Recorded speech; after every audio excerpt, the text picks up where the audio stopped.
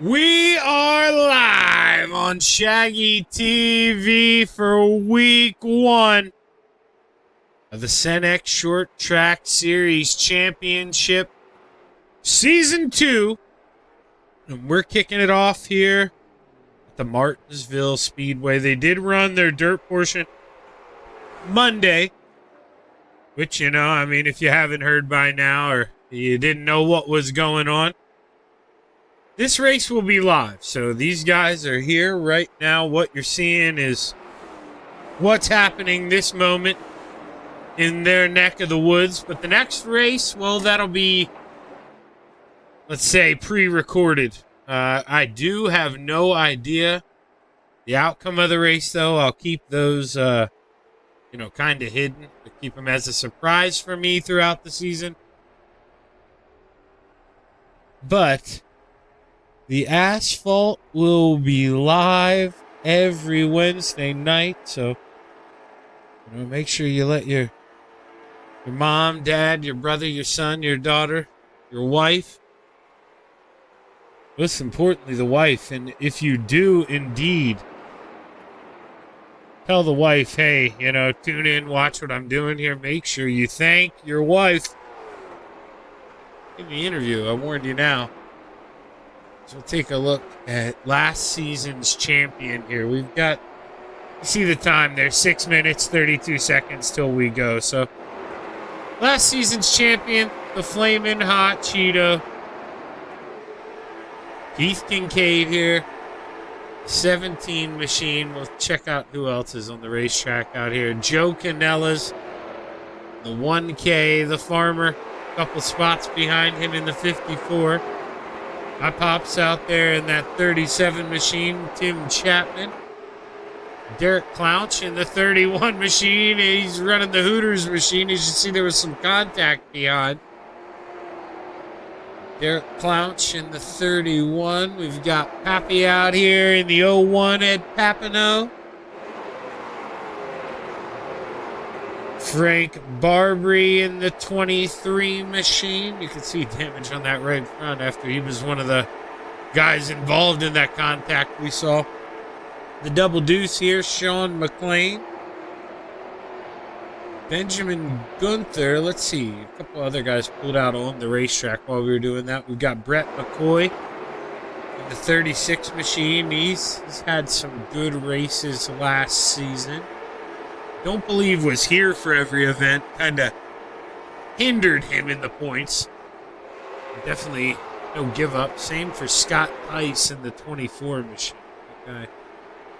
Oh, he had my logo on there too. I think he may have had it on there last season. May have. But you put that on there, you're gonna get more camera love. Let's see, Robert Keller. He's not sitting on pit road to look at the car. The boss man, Rob Cassidy, is in that BD Ranch 68, number 2 on the time chart right now. Chris Reinhold in the 71, right behind him. He's pulling back out on the racetrack here. 71 got a couple wins last season. Always a guy to keep your eye on here. So let's see. Let's do a lap or so here with Brett McCoy. Let's see. He's got a pretty good view in front of him. Oh, never mind. He didn't like that view. He's going to pull to the inside. We'll go to the 1K here of Joe Canella's. Joe on the outside. High, wide, and handsome. I believe that was Barbary. It went by him. It was. And boy, oh boy, these two just made it through there. So you may see some of that tonight. As these tires age, they start to get a little older. Maybe a bit of a slip and slide out there as we progress for the evening. Who knows? Who knows what we'll get here, but I do see a couple people out there watching on the Senex side of the thing, so I'll try to keep an eye on this chat box, but let me know. I know there's only 2 of you over there right now, but let me know. Who do you got to win tonight? Who are you thinking? Who's your guy? Who do I give more slash less camera time too. I mean, what do we want? I'm at your beck and call here tonight in Virginia.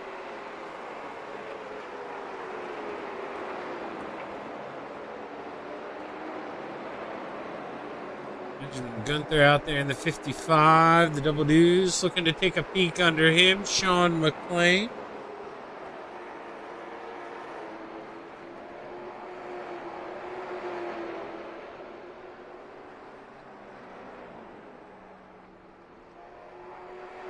Let's see here.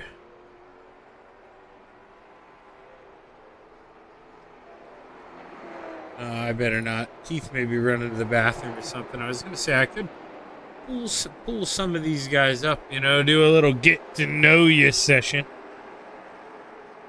We'll see. I don't want to exactly upset anyone either if they're trying to make some last minute practice adjustments. I mean, you can see like the 37. That's my dad, Tim Chapman. I'm sure a little bit of that is, you know, you can always just pull off and tow your car, but you might as well practice coming down pit road once. You drive all sorts of different cars, see how they stop. 55 doing the same thing too. You know, it's no reason not to go in here, and you don't want to have it catch you when it could matter later. You need to be present, aware of, you know, hey, for instance, you know, a little bit ago, a couple hours ago, the official race is the old 1987 cars are at Talladega, and I'll tell you, they do not get on the brakes. Like these race cars right here, you have got to baby them, watch out. See right now, Derek Clouch here in the 31. How much of the racetrack does he use up? There you can see almost gets in the outside wall. You need to. I mean, you want to reach out, almost be able to touch that thing. If I was riding passenger, you know, I should be able to sign that wall with a Sharpie coming off the corner. And right now, a little too much of a gap here. You can see he pushes on the corner entry, gets it on the exit here, but you still want to float up a little higher here, and what that'll do for you, you know, you're opening up the steering wheel, you're giving less oomph in. You know, you're letting it just rotate out of the corner, and you can see that tire wear lasts a little longer. But I'll tell you, I will be, you know, an honest man. Last week, they ran a practice race, and I went in here, you know, to see what I could do, and I got second. Now, you say, you know, Shaggy, you got second. That is awesome. Congratulations, you got second. Well, a lot of the guys didn't show up, and this man right there, that Flamin' Hot Cheeto machine, I want to say lap times, I can't remember what they were. Well, I'll just say 19 seconds. Well, he beat me by 12 or so. He almost, you know, lapped the field, so I have nothing for the Flamin' Hot Cheeto. Everything you hear me ask him this season is true, you know, me trying to pry the man for a little bit of knowledge, because he is on another level out here, and it's somebody who, you know, you're gonna have to truthfully, I mean, it's gonna sound cliche, but keep your eye on that guy.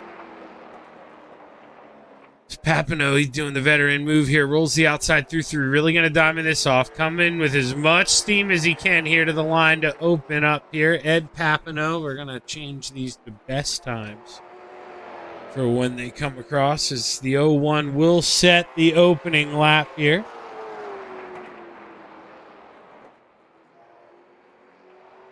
Maybe able to get away with turning my volume's a little up too, so sorry if it bounces around. But Ed Papineau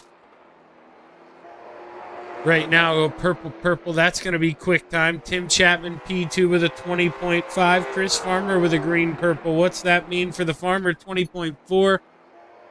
P3 as we watch Farmer roll around here. Lap number 2, he gets a little bit sideways as the boss man, Rob Cassaday, green, didn't need a purple sector. That's quick time. As the Rhino Chris Reinold comes across the line. Purple-green. What's it mean for the 71 machine?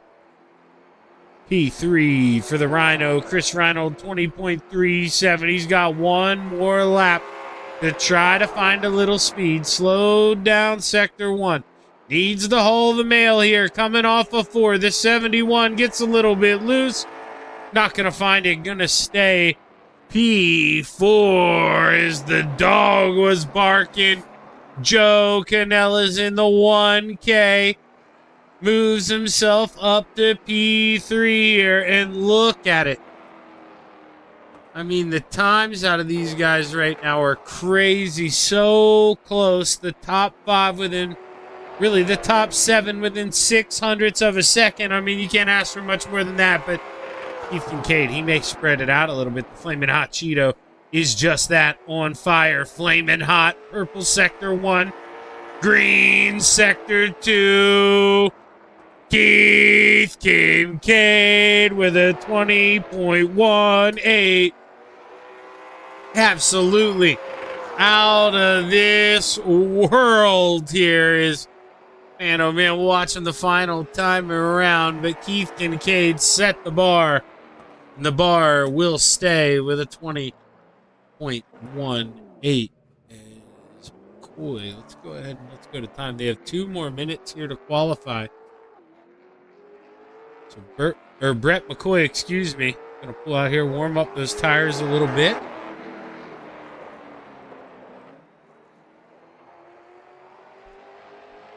Diamonds off of 4, the 36. Set to take the green flag here for the first of 2 laps.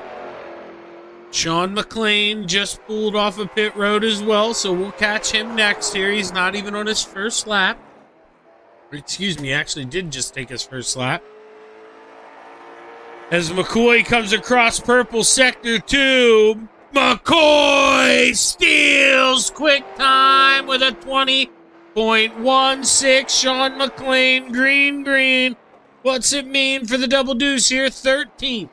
Looking to find a little more time here. Bottom of the charts for McLean is, you see exact opposites there. McCoy to the top. Final time around was a 20.15 there for McCoy, so he gets a little quicker according to my software there. The 22. Knew he didn't have it. Slows down at the line. Wanted to get some of that ice cold camera time. Well, I'm too dang far for it. There's 30 seconds here until we go racing at the Martinsville Speedway. I want to say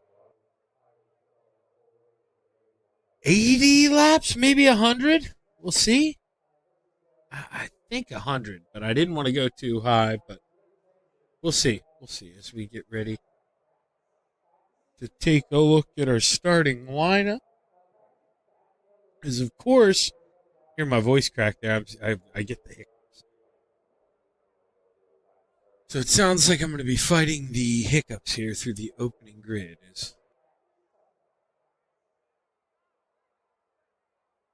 Get a couple different views here of the Martinsville Speedway. Ooh. Lights coming on here. Getting dark in Virginia. Going to change the handling of the racetrack. Let's take a look at that starting lineup for the Senex Short Track Series Wild Wednesday. Row 7 to the outside, the 57 of Robert Keller to the inside, the double deuce of Sean McLean. Row 6 to the outside, the 26 of Frank Barbary to the inside, the 55 of Benjamin Gunther. Row 5 to the high side, the 31 of Derek Clouch to the inside, the 24 of Scotty Tice. Row 4 to the high side, the 37 of Tim Chapman to the inside, the 54 of Chris Farmer. Row 3 to the outside, the 71 of the Rhino, Chris Reinold to the inside, the 1 of Joe Canellas. Row 2 to the high side, the 01 of Pappy Ed Papino to the inside, the boss man in the 68, Rob Cassidy. Row 1 for week number 1 here at the Martinsville Speedway for your Senex Short Track Series Championship. To the outside, the 17, defending champion, the Flamin' Hot Cheeto of Keith Kincaid, and starting on the pole, the 36 of Brett McCoy.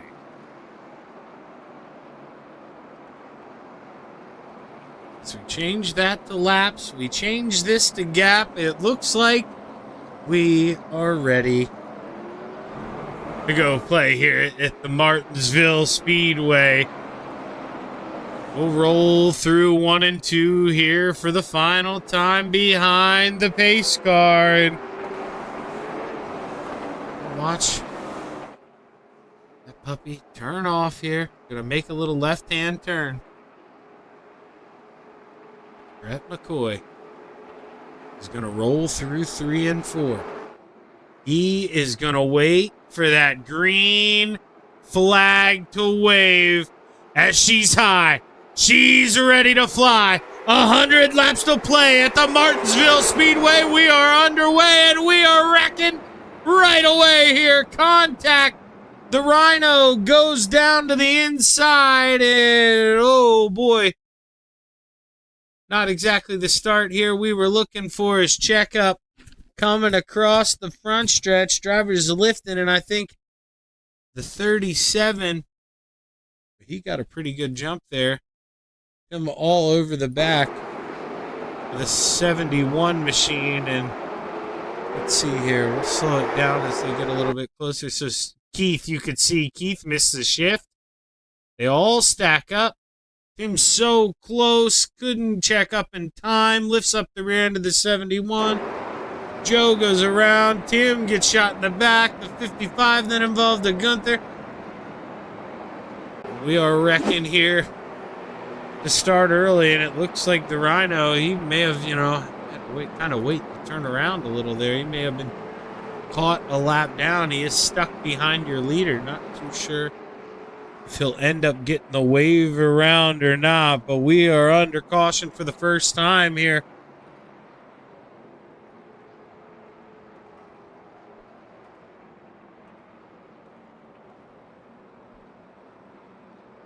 And excuse me here under caution if you hear me take a break like that. I could have said it first. May hear it a little bit too, my throat breaking up a little bit. I'm having some issues. And, I'm drinking water and stuff, trying to keep it good, but it'll crack up every now and then. So if I do pause for, 10 to 15 seconds, I'm getting a drink and just forgot to announce it. So don't fret here, not going anywhere. She'll have me here, I would assume, for the next 2 hours. Maybe just an hour and a half here. Is I know the dirt side of things can go a little quicker than the asphalt, but got to fish through the replay a little bit. It's always first week bug, so this may be a longer show tonight, but deal with me. The show won't be long because of the drivers. They'll do an excellent job, but this man may have a couple errors, so be patient here throughout the night. Week 1. The Senex Short Track Championship. Drivers tightening back up. We're going to watch the green flag wave as course caution laps count. We're asphalt racing. Lap 6 underway here. We'll see if the boys behave. We'll watch them dice it up here in the middle of the field. You're watching Frank Barbary take a peek under the double nickel of Benjamin Gunther. Barbary trying to put him on the outside. He does. Gets by Tim Chapman. Going to rope it in. Follow him around the 37. Moves on up is Rob Cassidy. Starting to feel a little bit of pressure here from the Flamin' Hot Cheeto. Keith Kincaid thought about making the move here. Oh, ho, ho! The boss man clips the inside, and oh, guy's not lifting, big wreck. And the boss man up and over, up and over. Boy, oh boy, lands on all fours, but oh man, gets a little loose here. Not too sure if Keith may, well, I mean, he obviously,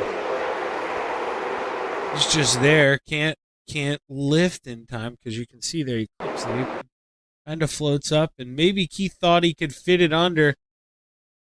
It just gets into the back of the 68. You can see he's not driving through him. He clearly had lifted now. 24 here, you can see we're going to see some guys coming, and this is where the 37, he came in hot. Let's go see what he sees. Some other drivers do as well. Naughty, naughty, if you can kind of see what's up the road here. Field freezes. You see, you can't, I mean, you can see a little bit, as I'm in the gyro camera, actually. Should have. So you can see it. You can see that post kind of in the way. You cannot see it. I mean, there you could have been lifting and stuff. But I don't know. By that time, you're kind of committed, and you can see. I mean, this is Robert Kelly. This is a little further back. That post is really, I mean, it obstructs like there. He didn't see it till it was too late. You can see, I mean, there's no, you got lucky, kind of just bounced off the side, but it happened so fast here. And I can say that post on the left-hand side of the windshield, that is not going to be anybody's friend here tonight. It's really going to be an obstruction. It's something, you know, you're just going to have to kind of be aware of. We'll try to work around here, because it's not going to go away. I'll tell you that. I know some drivers right now. We've got 4. Ed Papineau, Chris Reinold, Derek Clounch, and Benjamin Gunther a lap down here. So going to need a lucky dog. And by needing the lucky dog, you can't be involved. You can't get any incident points here if you want to get the wave around. If you have incident points, they won't give it to you. Papineau slowing down on the inside here. Not too sure if it'll make it. No, green flag going to come back out. Wasn't sure if that would extend it. As we're back underway, lap 12 here. Joe Canella's making a power move on the inside. The double deuce, Sean McLean gets muscled up. Out comes down across the nose of the 54, and we are wrecking again. Joe Canella, Scott Tice, Rob Cassidy. Oh, boy. Boy, oh boy. Big wreck here at the Martinsville Speedway. It is going to be a night here. We're going to, you know, I mean, it is first race of the season. Stuff is going to happen. And we're going to go up top here. Trying to see if we can get a little better view of it. So the 24, he just pushes up the racetrack. See, he just has to get out of the throttle, drove it in too deep. Now you can see him coming back down. I mean, you can watch him driving over that black line. Meanwhile, the 22, we saw that. He comes down over the 54. Now, you can see the 24. I mean, he kind of comes down and hooks him. He may not feel like that, but the guy on the inside can't go much lower. And you can see when he comes off the corner, it's not much, but he's above the white, coming down under the white. And, you know, then he makes contact with the right rear. And Joe gets muscled one more time there into 68. Oh. Maybe a long, long night here at Martinsville. And let's see something just so. I hate to do this. It's obviously whatever. But I wonder if we can see. Do they have. So you only get one fast repair limit. That's going to matter. I'm telling you, that is going to matter.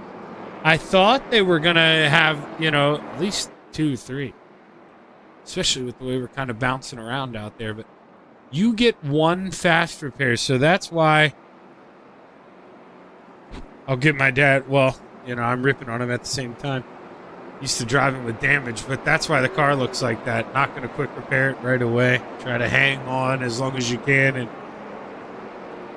you know, I mean, make sure you got a bullet left in the gun for the last round.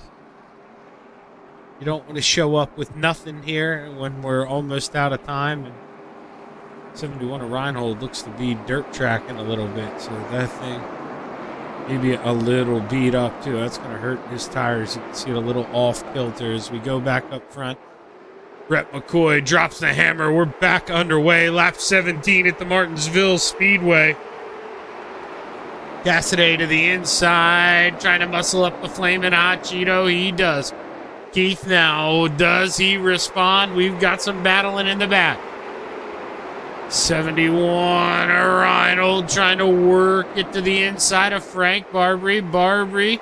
Oh, Joe Canella's hard and the wall behind, and we are under caution for the 4th time here at the Martinsville Speedway. And you can kind of see that in the back of the picture. We didn't get to kind of catch the full gist of it here like we will now, but it looked like they're in the rewind. Okay, and then I'm an idiot who clicked fast forward instead of pause. Bear with me here.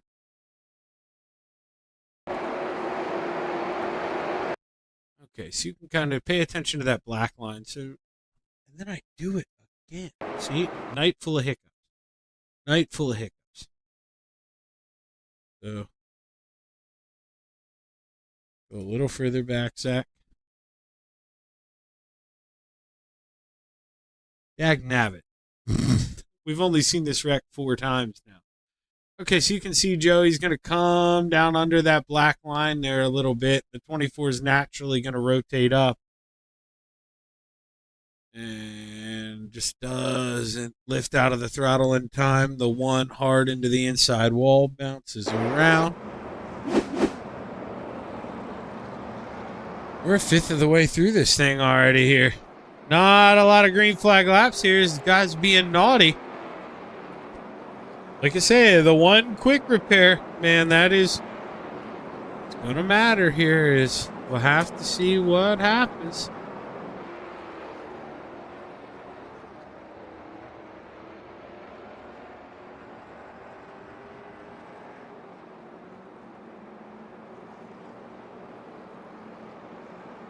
And also, if you're out there watching, like I say, let us know who you are rooting for.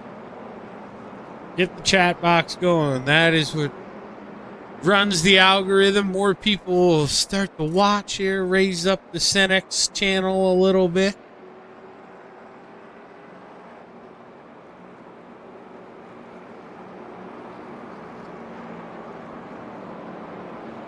So the lights are still on. They should be going off here this time by, though, I would think.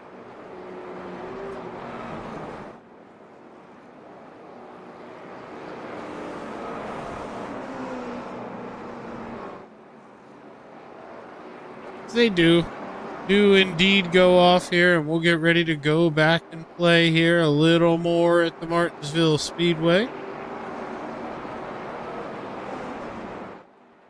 Unlimited tires, so you may as well, you know, I mean, at the pace this thing is, you may as well be putting fresh tires on it here almost every time.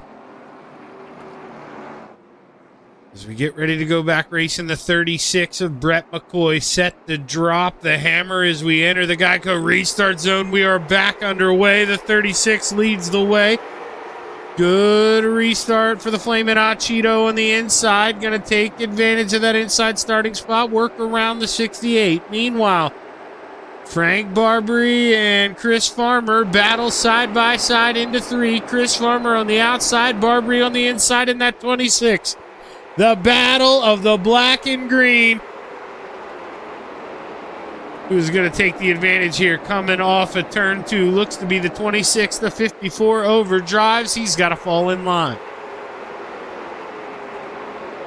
Robert Keller in that Miami Hurricane, number 57. Let's see, did he have this filled out? We didn't get a chance to go through him. I remember his car was grayed out. Practice wasn't in the session. And Benjamin Gunther in that 55 machine, he is still on pit road. Not too sure if he just had damage or what the deal is, but came back down pit road. He is at the tail end of the field. Going to be multiple laps down here as Derek Clounch and Robert Keller battle. The 57 of Robert Keller to the inside. Chris Reinold looking to take a peek here. The Rhino can't do it. You can see that car does not look like it's 100%. You know, maybe looking like it's about, give it a C minus. You know, the guys, they worked hard, but they didn't hang the body on it right. And man, you could tell that thing's got some damage, and he is going to have his work cut out for him here. So is the 36 of Brett McCoy as the Flamin' Hot Cheeto inches closer here. We may indeed have a battle for the lead coming here soon. As we ride off the back here of the 36 of Brett McCoy, you see the Flamin' Hot Cheeto. Keith Kincaid, he is right there, and he may have to use the chrome horn. Not able to get the run that time through 1 and 2, and you see the 36 of McCoy pull away a little here. Keith reels it back in right on the bottom through 3 and 4. Gets him on corner entry, loses a little bit on exit. But we are dancing here as we inch almost a third of the way through here at the Martinsville Speedway. The 37 of Tim Chapman works to the bottom of the 26, gets by Barbary. Rob Keller now trying to take a bite of the apple here. Couldn't do it. The 26 shuts the door. We got a hurricane coming here in Virginia, and it's the 57 of Robert Keller. Can he work to the inside of the 26 of Barbary? Clounch now to the outside in the 31. He's got the Rhino underneath. The Rhino. Oh, a little contact behind. Ed Papineau drives it in deep. He's a couple laps now, and I want to say 3 laps down is the 01, so he's got to behave here. He wants to get these wave rounds. Lucky Dogs can't be a part of a caution here as he tries to race his way towards the front. The leaders approach. Benjamin Gunther in the double 5. He is back out on the racetrack, but for the time being, it is the 36 as we roll through 3 and 4. This time by as we cross the line. We're a third of the way through here at the Martinsville Speedway. Bunches of cautions there to start the race, but it seems like, I'm going to say it, drivers have settled down here, and we have developed a little bit of a green flag run. And as I say, that Scott Tice inching a little closer here. He's trying to get at the back of the 54 of Chris Farmer. The Dungeon of Speed Machine trying to hold the bottom, but the 24 reeling him in there. Maybe gets him nervous. Is he still able to hold on for now? But Scott Tice, how long is he going to play nice?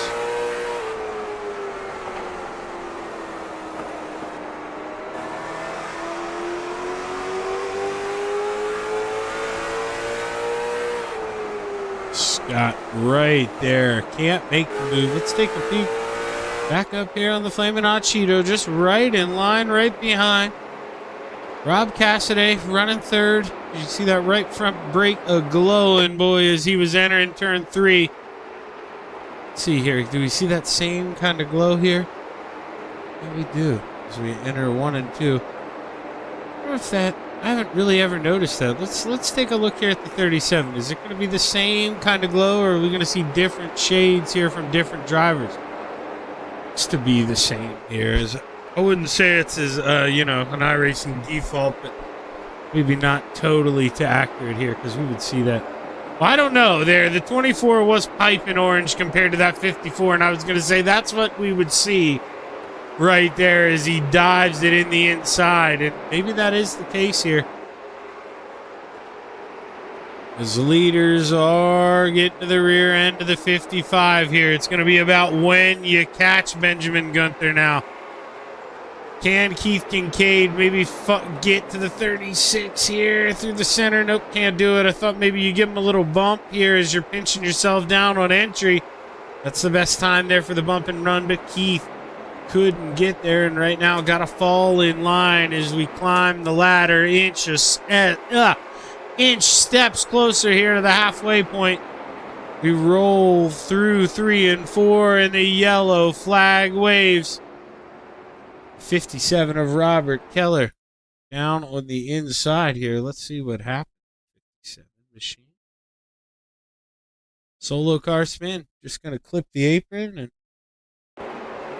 that's going to be what does it here. So you just clip that apron. Locked her up, tried to pull forward, realized, shit, I'm stuck. Man, had to tow that thing as he disappeared. That's why there's no camera. It's looking all around, but I do see leaders coming down pit road here. Where's pit lane? Of course it is. Of course, I would have changed the other camera. Let's see. There, I can stay here. Okay, this is the cheat one. See who wins the race off pit road.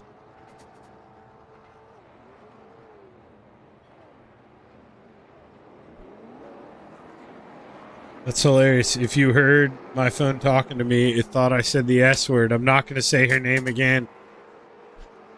But that was crazy. As Brett McCoy won that race off pit road, you can see Tice, Cassidy, McLean, Farmer, Barbary, Reinold, Clounch, and Chapman still sitting on pit road, probably just trying to work that damage as long as they can. And McCoy, your old comeback, your leader in that 36, the 01 of Ed Papineau, got one lap back. Will get another one here because he's in front of your leader as long as he doesn't come down pit road. He's coming down pit road. Should have stayed out. Would have got that wave around. Would have been worth it. But Ed Papineau now going to keep those laps down. I would have thought for sure he was going to stay out there, try to get one back. But nope, he's going to come down pit road here and see if he indeed can get back on the lead lap. Not looking good here as we're inching closer to halfway. Not a lot of time left to play.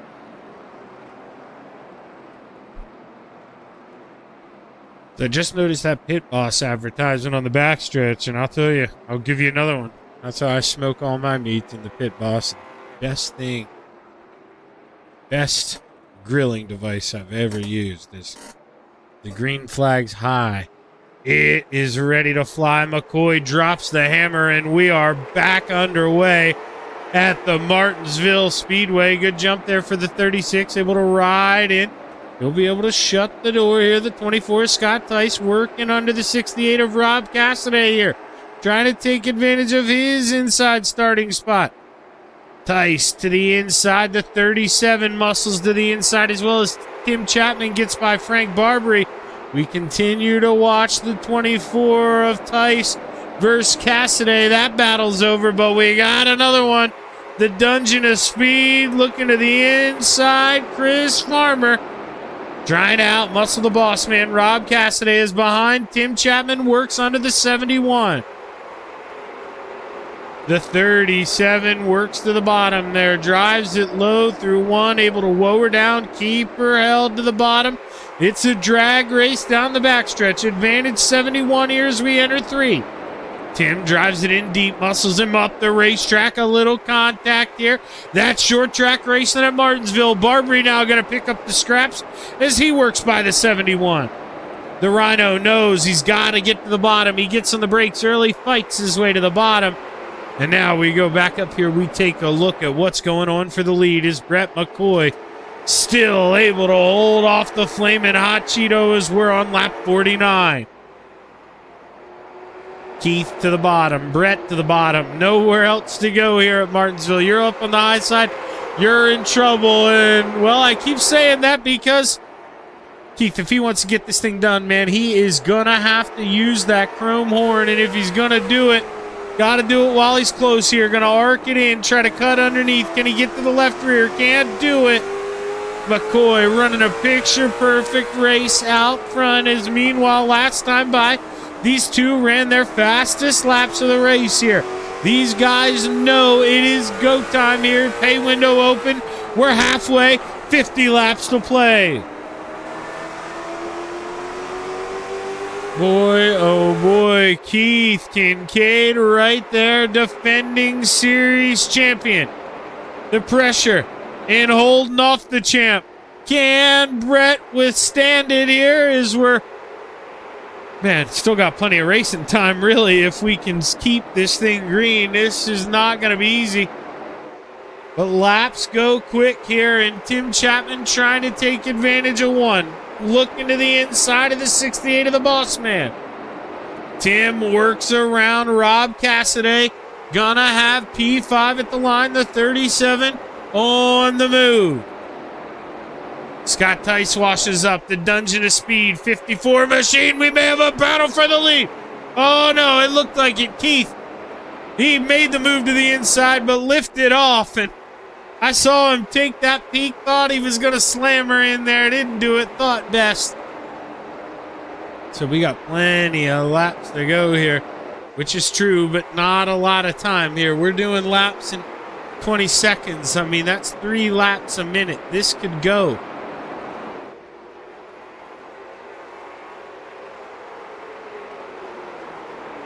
It's Tim trying to reel these guys in. A little battle in behind. You see Joe Canella's. He's a lap down, though. He knows he needs a caution flag, but he can't be in the caution. So just trying to ride for the moment. Just trying to be there. You can't be the caution, Joe. Hang on. He does. What a save from the 1K of Joe Canella's, man. He wrangled that puppy. Got her back under control. Not easy to do there. Joe Canella's big move, and that could get him back on the lead lap if we would get a caution, as these guys possibly think about starting to race here, starting to shake it up at the Martinsville Speedway.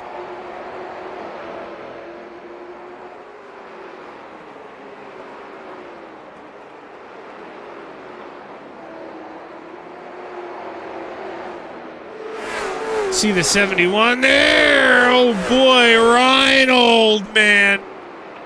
Thought he was going to go. Let's take a peek here. What's going on with our leaders once again? Not much has changed. Still at that 0.3.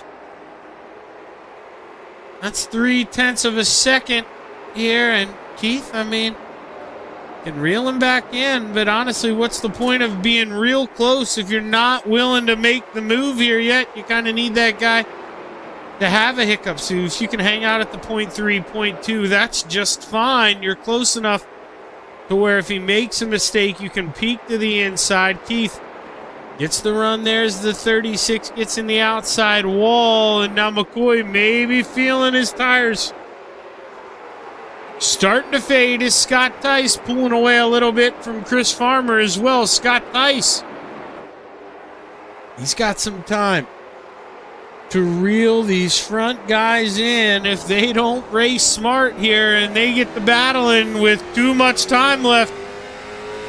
Scott Tice is laying there in the weeds. Could he come up here and steal this thing as we roll around? 39 laps to go this time.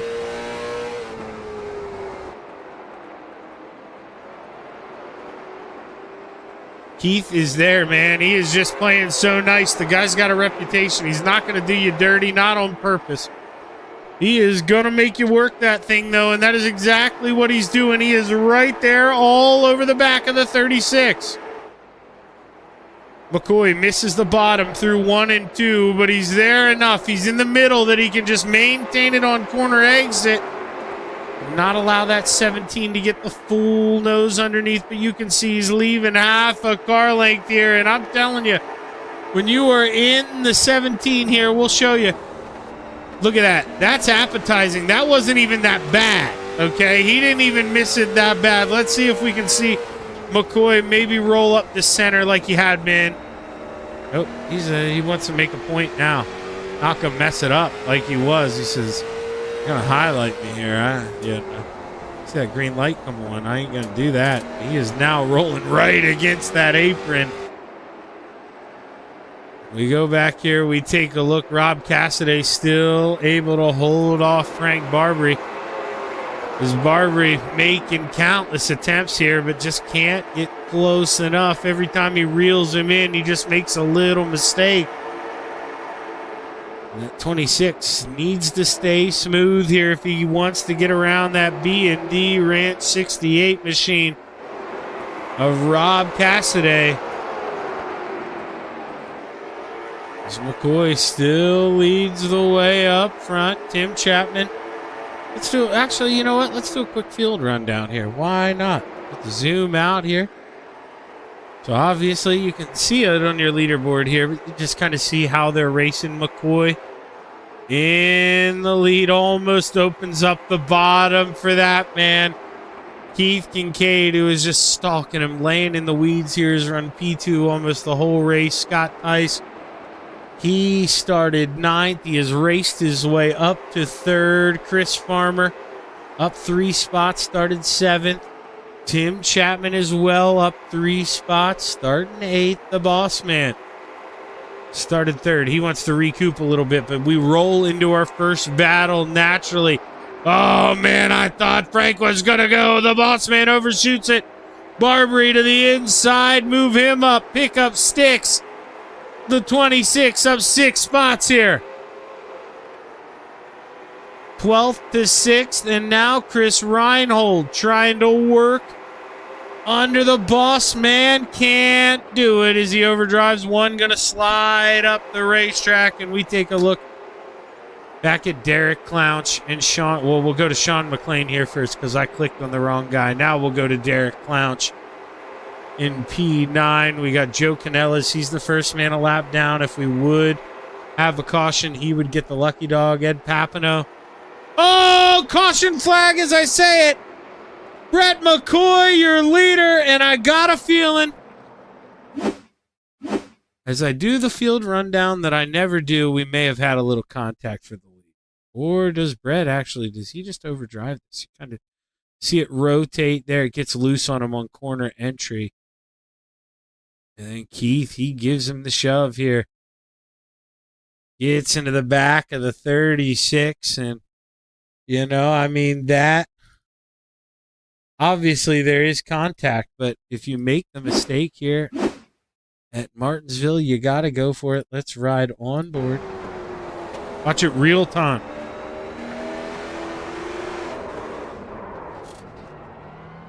You know, he may have thought he was just getting the run there, but kind of hooked him and sent him around. And that's the name of the game here at Martinsville. You make a mistake, you may pay for it. 17 of Keith Kincaid. He's able to get out front. Muscles the 36. The Brett McCoy going to come in here, get some tires. Why not? You do a little loop-de-loop. Maybe not getting any tires. No, he is getting tires. Just took a while to jack it up. This pit crew may be drinking a little bit. They're a little slow down there.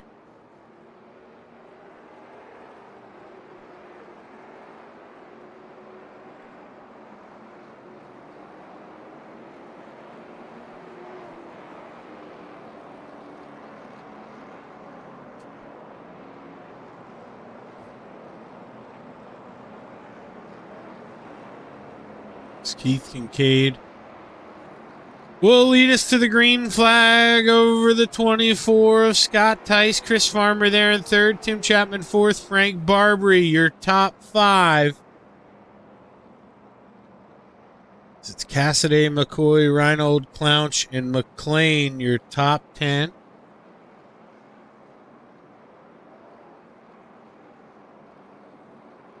Let's see here, did Joe go down pit road possibly? Or maybe because he may have went down pit road, or because he's 2 laps down, didn't get the lucky dog.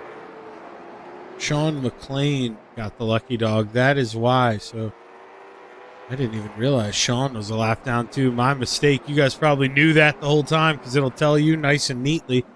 I look at it on a little different sheet. But either way, hey, getting ready to go back racing here at the Martinsville Speedway. Keith Kincaid drops the hammer. We are back underway. An early restart, and that's exactly what he needed. Really, the top four needed. They kind of spread out. They're single file. Cassidy, the first one, is kind of going to get the shaft here. He gets muscled to the outside, and here comes the 36. He is going to be on a mission. Brett McCoy, watch out if you're off the nose of this 36 machine. We're going to probably see some good stuff from here.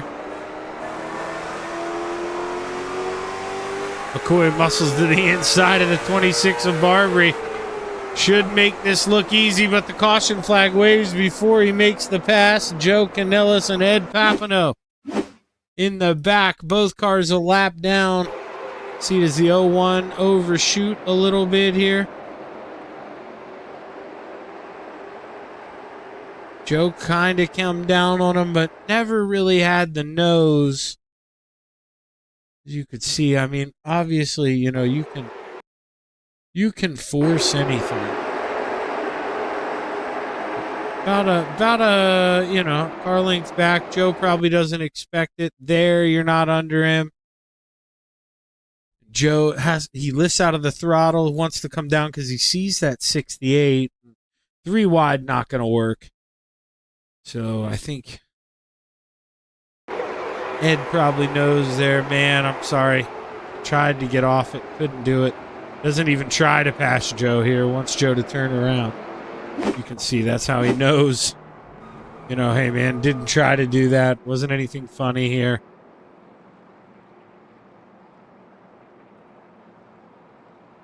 We'll roll around. We have 20 laps to go, I think, when we take the green flag.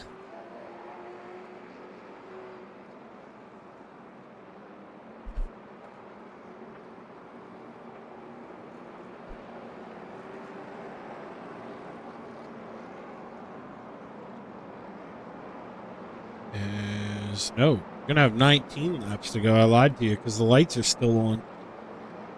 So, won't be going back green this time by, like I assume. So, less time here for those drivers with the newer tires to work their way up through the field. The 36 of McCoy. Normally, you know, we watch from either up here or down there. But we're going to go on board here with the 36 of Brett McCoy for this restart because he is going to be up on the outside with brand new tires, and it could be a show. Here, so let's see what he does. He's lined up behind my old man there in the 37 on older tires. I mean, not super old, but those guys did hit on lap 41 as opposed to him coming down lap 72. So 30 lap pressure tires. This Keith Kincaid, the man out front, always tells me it's all about tire temp, Shaggy. Not about tire wear. Let's see what he does. Keith Kincaid drops that hammer. We are back underway. Let's see what McCoy can do here.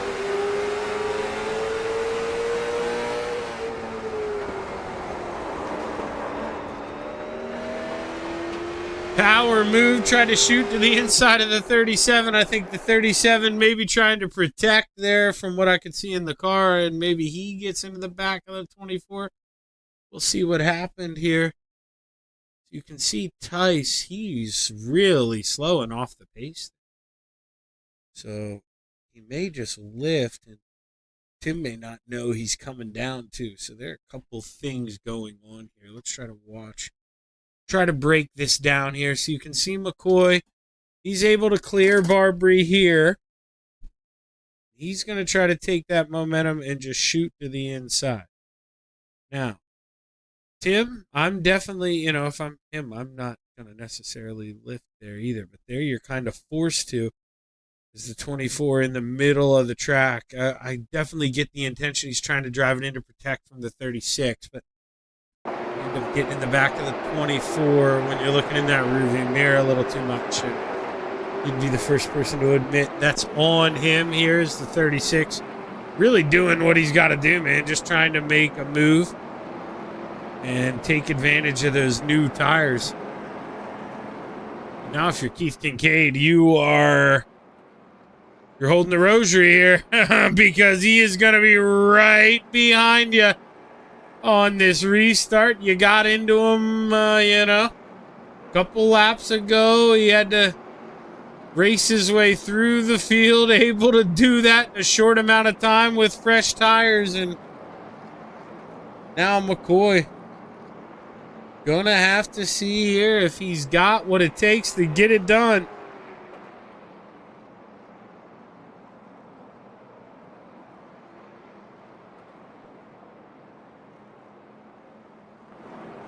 I'm going to mute myself really quick here, grab a drink again. My apologies. Blow my nose. So bear with me here. Bear with me.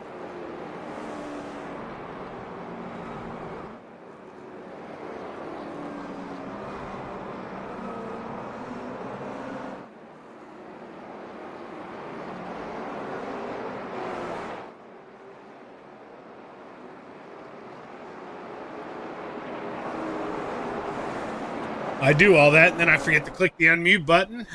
Here we are, rolling down the backstretch, getting ready to go back and play here. We'll watch the pace car pull off. We will have 14 laps here at the Martinsville Speedway. Keith Kincaid drops the hammer. Great start for McCoy. He was ready for the early go, and now sights set on the rear end of the Flamin' Hot Cheetos. You see the 22 of Sean McLean high in the outside wall. 3 wide, not going to work here, but I think they're sure as hell going to try it here. Happy to the inside. He gets into the 24. 3 wide, not going to work. And we are not under caution. We are not under caution. We continue. I cannot believe all the cautions we have had tonight, and that was not one of them. I called it out. I said 3 wide wasn't going to work. They make contact. Sadly, doesn't get the caution here. Brett McCoy. How does he want to do this here? Does he play nice? Does he try to use the chrome horn? Maybe muscle the 17 a little bit here. We are coming around this time to 11 laps to go. Tim Chapman maybe hoping those two mix it up a little bit so he can get that 37 into the picture along with the 54 of Farmer. McCoy to the inside. Kincaid shuts the door, not going to let him do it.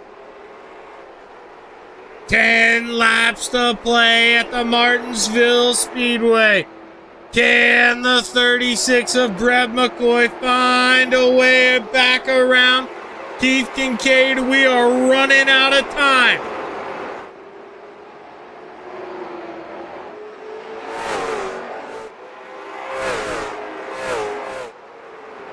The Flamin' Hot Cheeto. I mean, he is just nailing it. You mentioned, I said earlier, he's supposed to go up and shave that wall. He is doing that, just letting the car rotate the whole way up to the outside, carrying all the speed he can, and he needs to hold off these new tires from the 36 of McCoy, who's trying to widen the front stretch here. 8 laps to go. The 36 trying to make the run here. Can't do it here. As we roll through 3 and 4, he's trying to set him up, trying to get to that rear bumper. 7 laps to go, and Brett McCoy, man, he is being disciplined. He is right there. He has got this thing singing a song.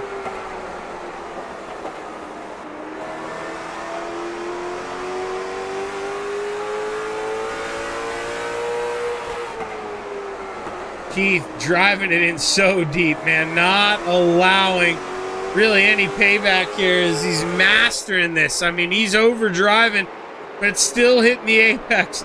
The 17 is just nailing it right now. You see the 36 swinging hammers trying to get there, but we've only got 5 laps to go.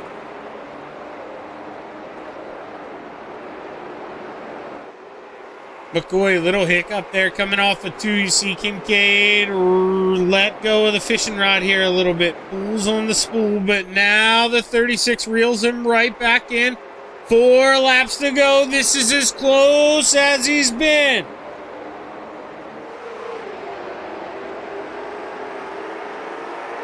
Keith Kincaid trying to hold off the 36. Scott Tice to the outside, playing nice. I meant to say not Scott Nice.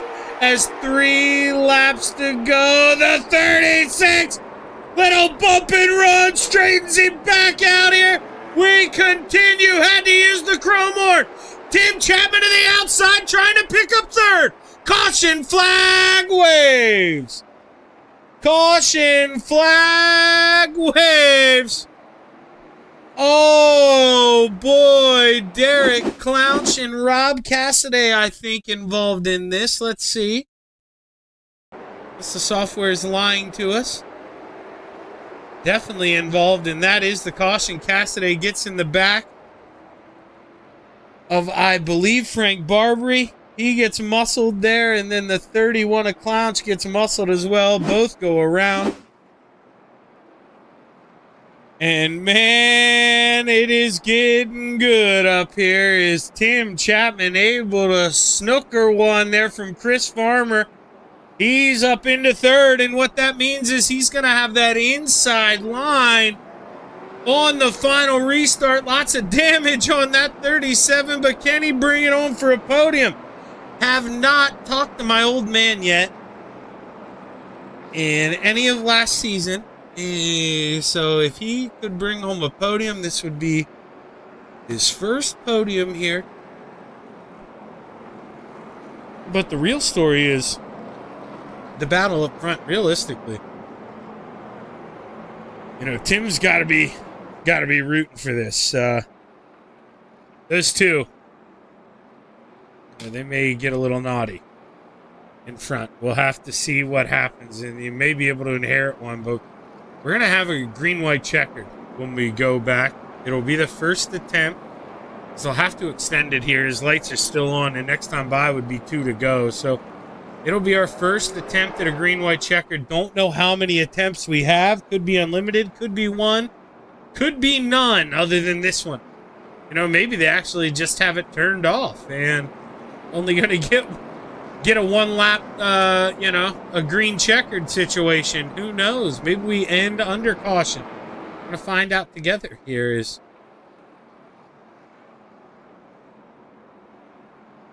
this car, the lights go off and you see it stays 3 to green. So they do have the green-white checkers enabled.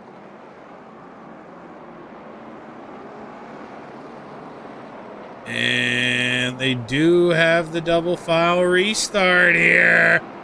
It could get interesting in Martinsville as we roll down the backstretch here for the final time. Pace car pulls off.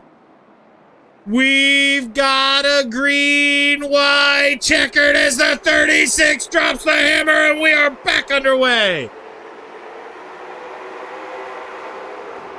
The Flamin' Cheeto able to get down, shut the door. Reinhold with a little error there. He has a hiccup. The 37 clears the 54 as Farmer gets in the outside wall.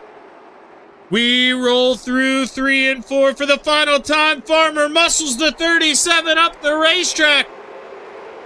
Goes to the inside here. The 22 of McLean trying to take advantage. We've got guys beating and banging as the white flag are waving. Final time into 3.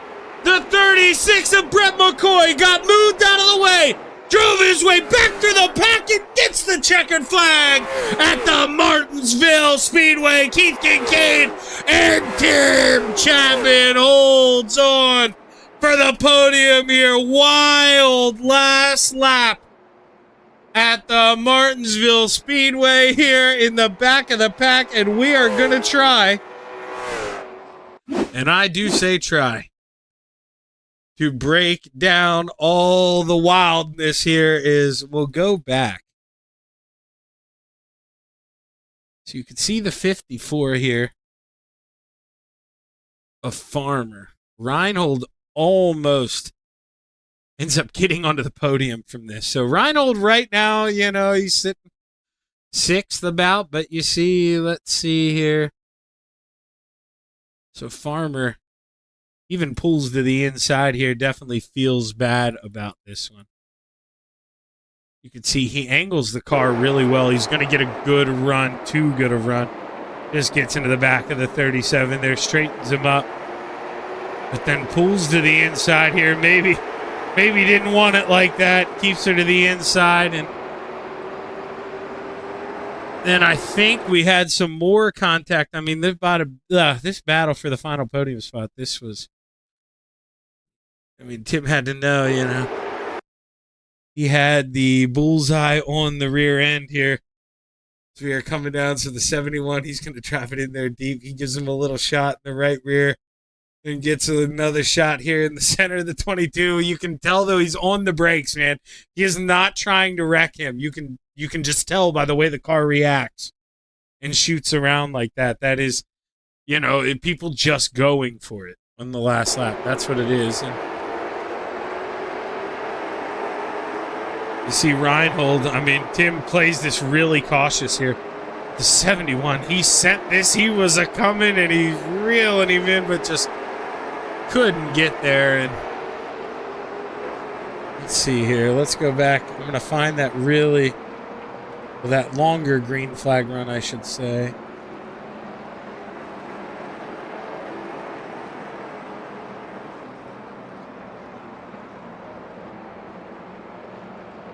Where was that? This one right here. Then we'll see if we can't go get a word. Some of these, or not some of them, your top 3 drivers, I should say. We'll go ahead, pull him up here. Man, first time on the podium over here. Didn't come easy. How's it feeling, Pops?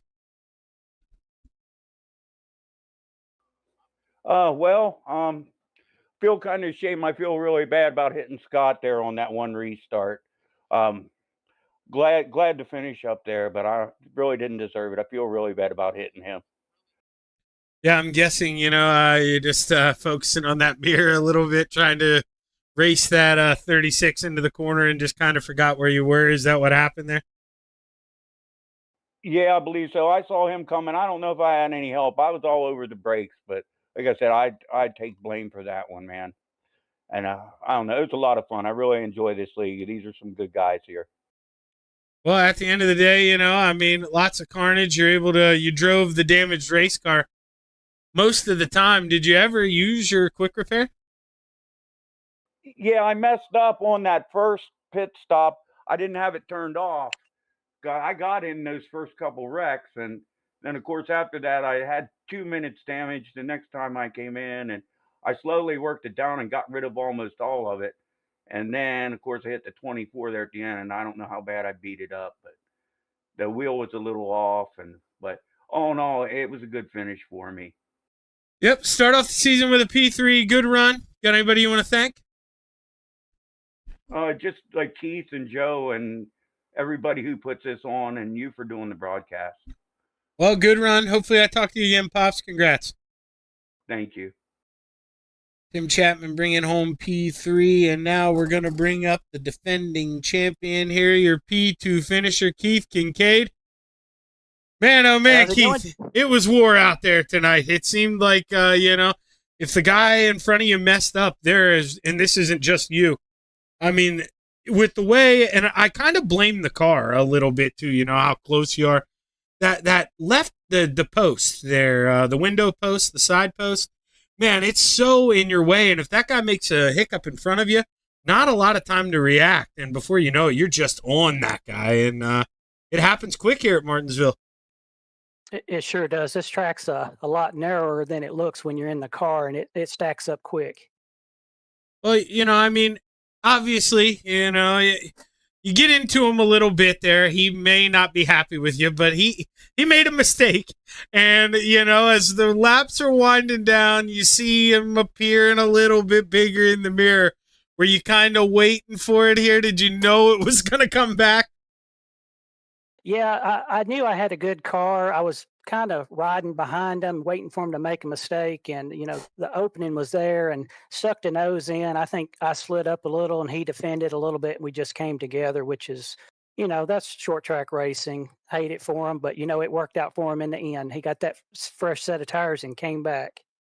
Yeah, those cautions at the end, definitely not what the Flamin' Hot Cheeto machine needed. But, hey, man, you know it as well as I do. The points isn't won and lost in 1 week. And when you can maybe not have your ideal finish and still finish second here, that's a hell of a run. So congratulations, Keith.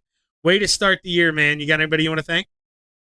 Yeah, thank you, Shaggy. I want to thank MRL for bringing the Senex racing team back this year and, providing us this format to race. It's a wonderful opportunity. Got a great group of drivers, and can't wait to see how this season shakes out. Well, hey, I'm anxious to see how you did in that late model race. No spoilers. Haven't watched it yet, but we'll see if you're on the podium here twice to start the week. But hell of a run. Congratulations, man, and good luck the rest of the way, Keith. Thank you, Shaggy.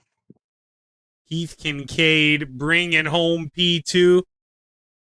And no Brett McCoy. I don't see him in the Discord. No Brett McCoy, so we'll give him his flowers here. We'll show the race car a little bit, but we're not going to get to hear from the driver of the 36. Brett McCoy, I'm trying to stall, trying to see if he decides to pop in here, but it ain't working. I stall, and he just hangs around at home. He's celebrating with his wife. Probably already popped the champagne. Brett McCoy brings home the win. We're going to step away for, this could be 5 minutes, 10 minutes, 15 minutes. I don't know how long, it'll take me to bring up the replay. But we will figure it all out. Oh, I just saw Kyle chimed in there. That was a good finish, Kyle. Amazing finish. It's kind of what we expect there. And, of course, Joe, sometimes someone fine Brett for missing his media time. Exactly, Joe. That's what I'm saying. I mean, this is the time. This is what, drivers should crave. They wait for, but not Brett. Little camera shy here. He's just celebrating with the clock and the wife here. But like I say, we're going to step away. Quick break. Maybe not the quickest break. Who knows? We'll bring up the replay, and we'll be right back here on Shaggy TV. Stick around.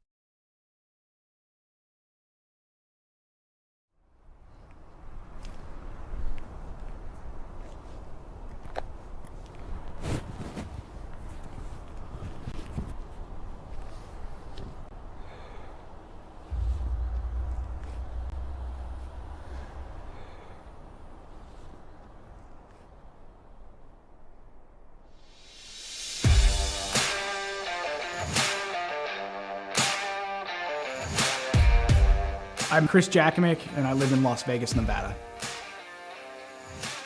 Throughout my military career, I spent the bulk of my career out in Las Vegas. It was the first job I had as I was protecting some sensitive resources out there at Nellis. I would deploy to Kuwait early on in my military career with a larger weaponry system to support Operation Southern Watch. And then from 2003 to 2006, I was part of the emerging drone mission for the United States Air Force and Department of Defense. We were fighting the wars in Iraq and Afghanistan from our backyard. You'd be in war for 12 hours of your shift, and then you'd drive home to your apartment here in Nevada. So psychologically, it was very odd. Like, you felt you were in the combat zone every day because you were seeing it on the screens and it was that important. But I don't know what it did to the human psyche at the time.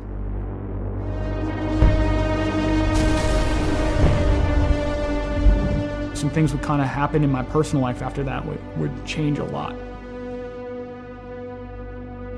When Adam joined the Marine Corps, it was a natural fit. Anybody who joins the military, especially after 9/11 happened, you're looking for that purpose. I think that's why he made the choice. It's like, let me go be a Marine. He was in between Fallujah and Ramadi during the heaviest parts of the fighting of the Iraq conflict. I mean, you hear guys like Jocko and everything talk about like the triangle of death. My brother was dead set in the middle of the triangle of death with a Marine unit. I think it changed him.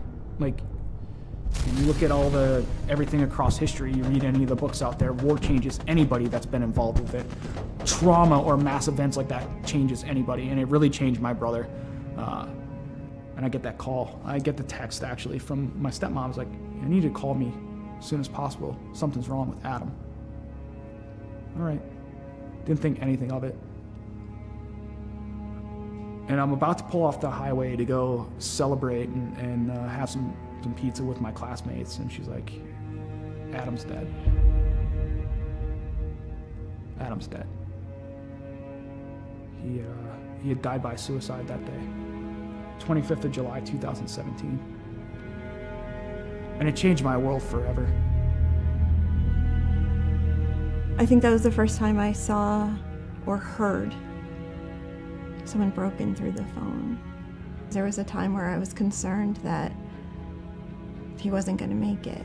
There were times I thought we're going to have to camp out outside of his house, or we might get that phone call. Are we ready for that phone call? I couldn't catch a break.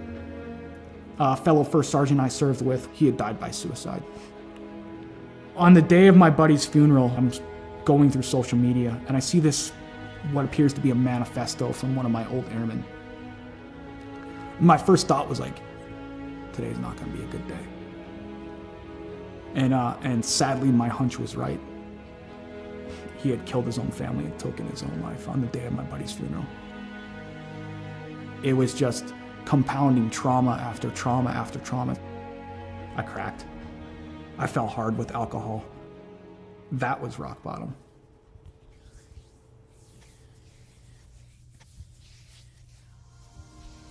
I first heard about Mission 22 just by surfing the internet and looking on there and seeing some of the programs that they had available. I was like, something seems right about this. To be in a program like the R&R program with them and the innovative things that they're putting together, I've not seen in any other veteran nonprofit. It's putting all this stuff together to heal in the most effective way possible. They're making you do a lot of the hard work through reading, through audiobooks, through physical fitness, through nutrition, open discussion, critical thinking, neuroplasticity and cognitive feedback to where you're developing the brain more. It's given me a chance to regain my life.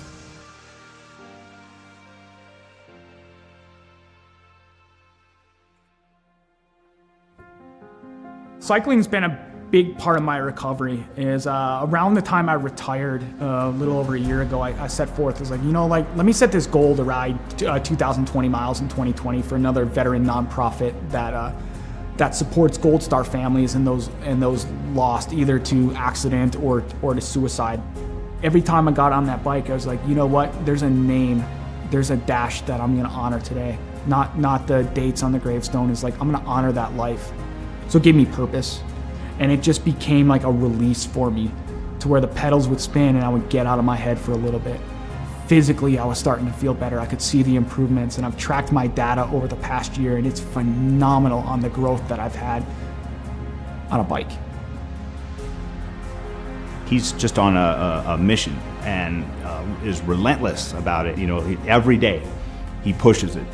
From the loss of his brother and a number of different trauma that he had gone through in his life, it was absolutely critical for him to find something that he could sink his teeth into. I think he's taken the ball and run with it with Mission 22, especially the R&R, the recovery and resilience part. I think it makes him stronger in the person that he is today. I don't know why I fell on the bike. It was just like, okay, it called to me, and then I kept going.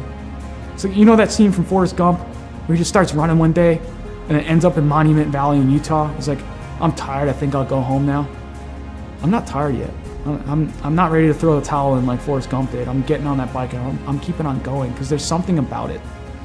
There's something about just getting out in nature, having that breeze in your face and seeing some of the beautiful landscape here in Las Vegas where it takes you away from the stressors and the challenges of the world for a little bit. And you can just appreciate the beauty that is out there and be in the moment. And then it got serious. because the Air Force enrolled me in the Air Force Wounded Warrior program, and I transformed into lo and behold training. If I do this well, maybe I can go represent the Air Force. Maybe my grief and everything in my entire story can come to fruition because I can put the energy into something positive.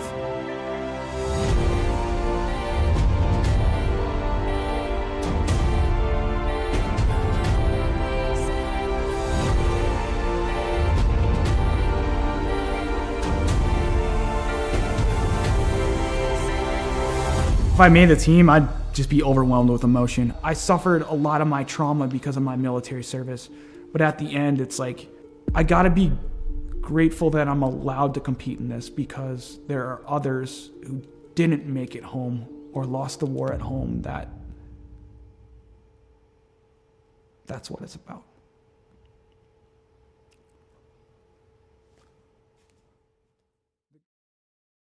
Oh my gosh, everybody. I am so excited. My heart's pumping. My hands are sweaty. Please welcome our very own director of the Air Force Wounded Warrior Program, Colonel Rich Obert. Over to you, sir. Welcome, warriors and athletes. Today we're going to announce the 2021 Air Force Team for Warrior Games. The selection was difficult as there were many hardworking and deserving individuals, and the work and dedication was apparent by all. I know the suspense is killing you, so I'll turn it back over to Marcia. Good luck to each of you. Back to you, Marcia. All right, thank you, sir. Starting us out from Air Education and Training Command, Major Daniel, Lieutenant Dan Cariña. Yes, yes, yes. Air Combat Command, out of Texas, Master Sergeant Nicole Nikki Favuza. From Valdosta, Georgia, Technical Sergeant retired Antonio Del Vecchio. From East Liberty, Ohio, Airman retired Pete Murphy. Technical Sergeant retired Margie Hinkle. And coming up next, former pole vaulter, that is very similar to Blaze Velarde, coming to you from Las Vegas, Nevada, Master Sergeant retired Chris Jacksonek. Warrior Games competitor back on the team, Staff Sergeant retired Joseph Alex Pate. What? He did big things back in the day. He's gonna do big things. Coming to you from St. Henry. Wow. We look at Mission 22 and we see all the shirts, we see all the flags out there. I don't think enough of the people understand how big the programs actually are and how that is actually in there. And like, I'm a benefactor from the donations of these private donors that are there to allow me to live life, to improve life for not only myself, but for friends, for fellow veterans, for my children, for my girlfriend, for my family, is to be that, to say, you know what? We can keep going at the end of the day. We can keep going, no matter how hard it gets, no matter how difficult life becomes, we can keep going.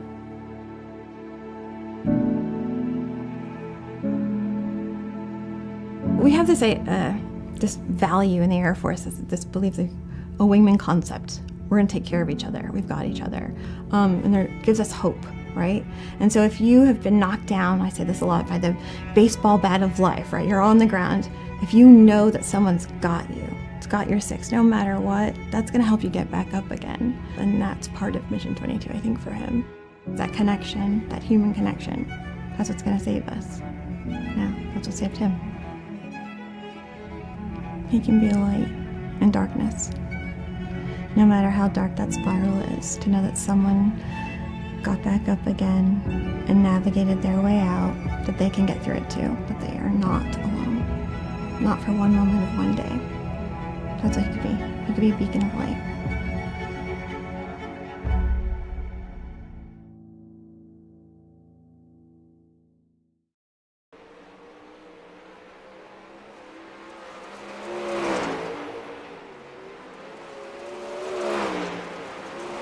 We are back on Shaggy TV here, and I just had my, come to Jesus moment.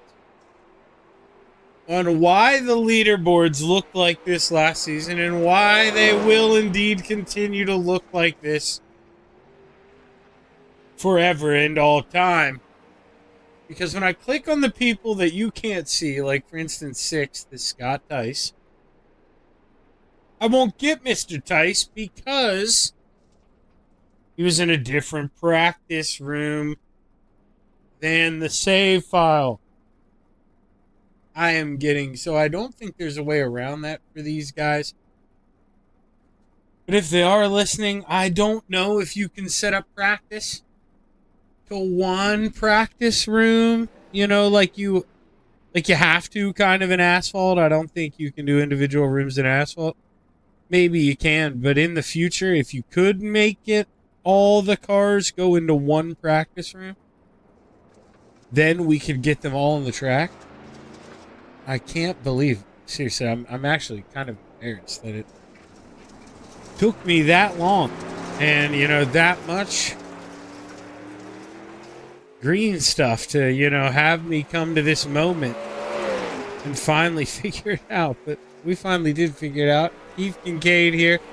He is P2 on the sheet. I will just let this warm-up session go.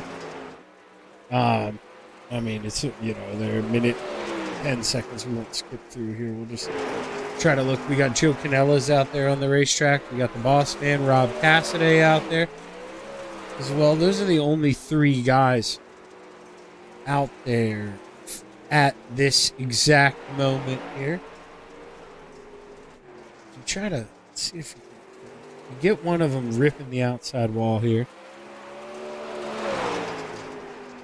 As I noticed, so whenever they're roaring in there, a bunch of cars. Sorry, I'm just trying to give this a time to look at my volume. I can't turn that on to cheat under commercial to see what it'll be like without actually turning it on. What was the boss man practicing his victory celebration maybe in the infield?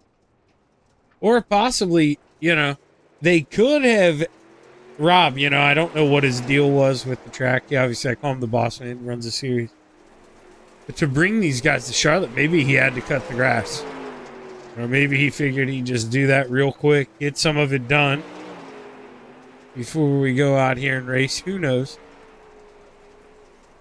It's about that time. About that time to go qualifying here. As we're going to see that.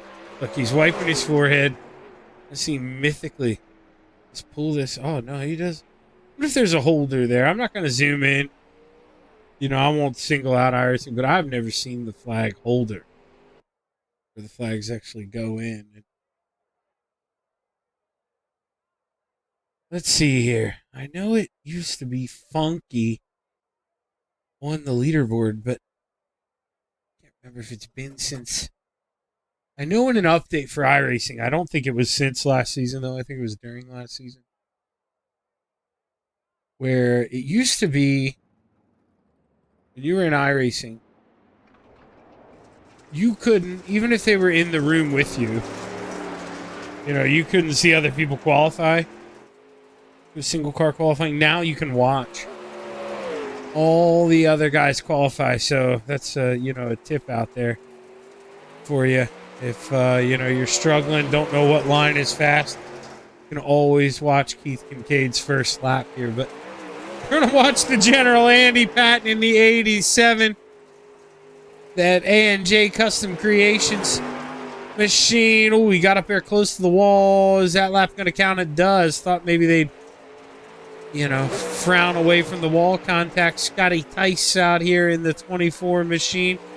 Looking nice. Was P2 is Michael Lemanchik with a 1487. The man.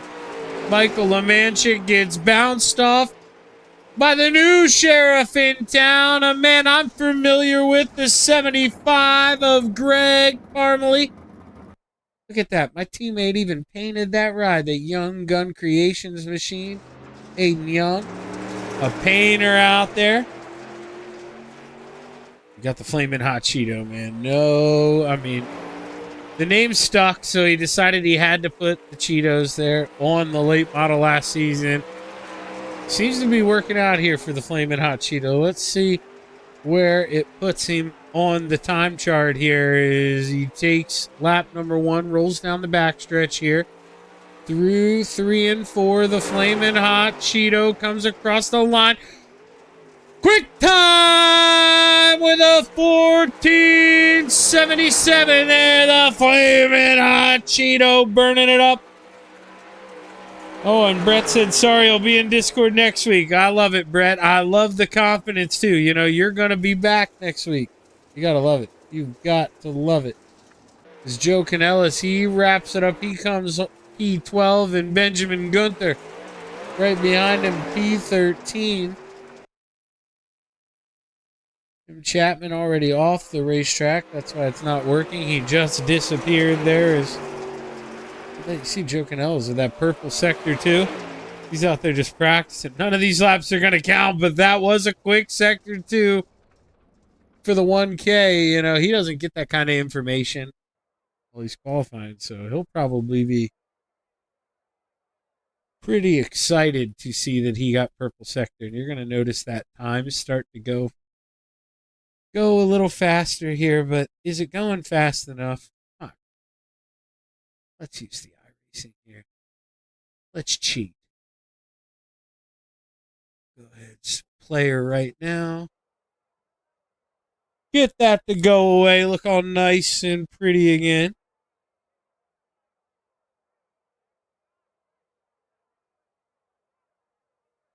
And I would imagine here, you know, no gun to my head, 2 heat races. We'll see. Or, I mean, gun to my head.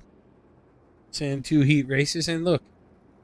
Looky there. 2 heat races. 8 in the first one, 7 in the second. Let's take a look at the starting lineup. Row 4 to the outside, the 71 of the Rhino, Chris Reinold, to the inside, the 55 of Benjamin Gunther. Row 3 to the outside, the 44 of Bobby Belshaw, to the inside, the 40 of Mike Lemieux. Row 2 to the outside, the 42 of Gary Offit, to the inside, the 54 of Chris Farmer.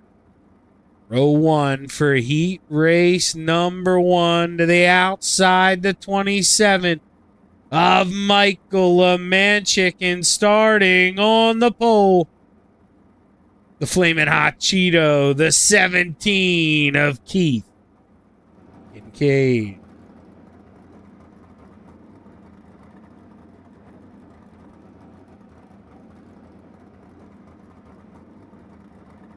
Let's go ahead, reset this. You know me by now. Last season, I'm not going to even explain it every time. This makes me want to yell at SDK every time. And I can't yell at the geniuses who made that amazing product because I couldn't make a better one myself. So it's, how do they say? Run what you brung here, you know? I mean, I just got to kind of deal with it. We know how to get it back looking okay, and that's, you know, that's a plus here for this guy. So I think they're waiting on Chris Reinhold to grid up, which I imagine, you know, maybe he registered, something came up. Or maybe he wants to start in the back here. Just not going to run heat races. But he didn't qualify either. So that's what, you know, has me wondering if he's even going to be around here.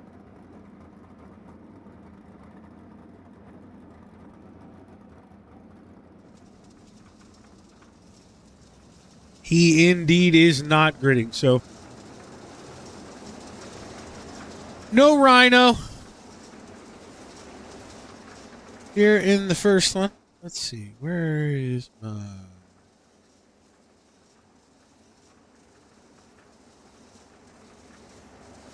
Oh, okay. This one I do by hand. All right. All right. Well, we got it. We got it. I got so many dirt tracks, man, that you'd think I'd be a, you know, good organized broadcaster by now and name all the cameras the same, different tracks. Well, I don't. You know, I'm pathetic. I'm unorganized. It is what it is. One of these days we'll get it right. You know, once my wife learns how to use SDK and organizes it, that's the ticket. But until then, we're going to watch that Flamin' Hot Cheeto try to get run down by a field of hungry gentlemen here, but it is not going to be easy. The Flamin' Hot Cheeto has been quick on dirt. Chris Farmer has also been quick, though, so keep an eye on that 54. Roll through 3 and 4 for the final time. Green flag's high. She's ready to fly. We're underway here at the dirt track at Charlotte. Flamin' Hot Cheeto with a great jump. The 27 of Michael Lemanchik gets a little tight there. He has to get on the binders, which makes the... See, I am used to him in the 94. I see him on the software there, 92, or 42, excuse me. That's what threw me off. But the 94, I'll be calling him that. The 94, Gary Offit had to lift.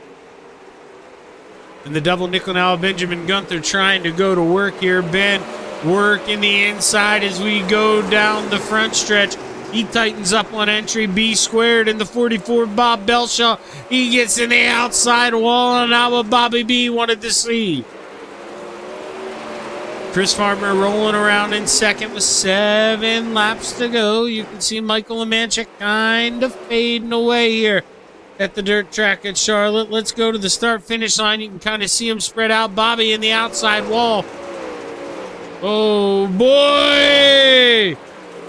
Mike Lemieux, not too sure there what happened to that 40 machine, but pushed up into the outside wall, and that Young Gun Creations 94 machine of Gary Offit works around here. P4 at the line. Keith Kincaid leads with 4 laps to go this time by, rolling through 3 and 4, and I forgot on the replay. I was so used to doing this. The replay there on asphalt. You've got to remember now because I've got to remember. We get caution flags. So, do I have a button? Let's see. I think I do. So, see, I could make it go like this. You notice it just says caution. I won't be doing that because then I will forget to turn it back. So we will just be leaving it here on green. We'll pay attention to pace cars, kind of just the flow of the race. I didn't know they had caution flags in the heat. A lot of leagues don't run caution flags in the dirt heat, so I didn't remember them being in there from last season. So, well, that's no problem. That's just, you know, live and learn here. Week 1, I told you. You know, we weren't swinging for the fence here. Week 1, we're just trying to get on base. I think, you know, so far, we got the average going up. We're having a decent night. Haven't made any huge mistakes.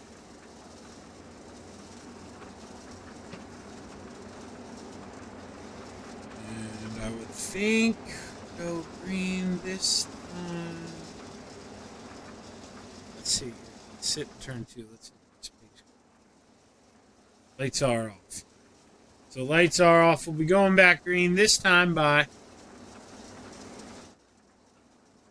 The Flamin' Hot Cheeto rolls through 3 and 4. Watch him take the green flag here as we are back underway at the dirt track at Charlotte right away. Battle for second. Michael Lemanchik tried to take a peek, but Belshaw comes off pit road. And all of a sudden, he's kind of in the way. They're going to be a lap down. Lemanchik had to fall in line on the outside. Now pushes up the racetrack. Gary Offit trying to take advantage with 3 laps to go. Offit reeling him in here. He's got the fishing pole out. Now he's cranking down to the inside. The 94 trying to put the Young Gun Creations in a top 5 feature starting spot with 2 laps to go. He's going to send it in. Slide job. Michael Lemanchik cross down to the bottom. The 27, is he going to serve him one back? Keeps it on the bottom through 3 and 4, doesn't need to. Gary Offit in the outside wall as the white flag waves. 1 lap to play. Keith Kincaid goes down the backstretch here at the dirt track at Charlotte. Final time through 3 and 4. Keith Kincaid grabs the checkered flag. He wins heat race number 1, followed by Farmer, Lemanchik, Lemieux, Gunther, Offit, Belshaw, and Reinhold.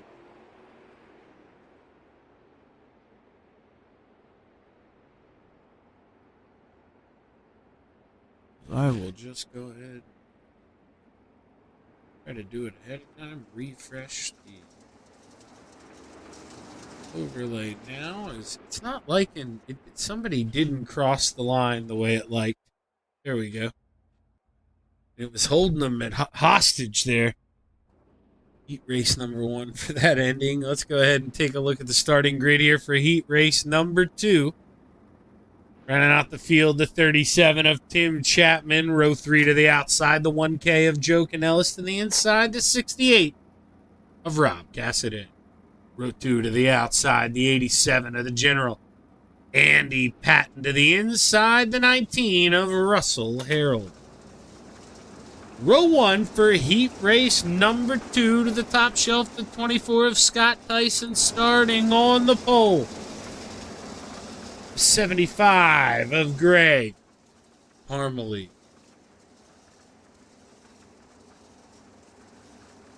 Greg going to be a sneaky guy to watch here, throughout these dirt races, and Greg better show up for the dang interviews. If he's ever in them, better show up for him. He better not be shy. We'll have to see. I did just accidentally look at Discord and see 3 guys hanging out, so I may have spoiled it for me. Don't spoil it for you guys. It's going to be tough here, but I will keep the surprise wrapped up as we roll the bottom through turn 2, the final time. Pace truck pulls off. You wonder where the overlay is, because I wonder where the overlay is. There it is.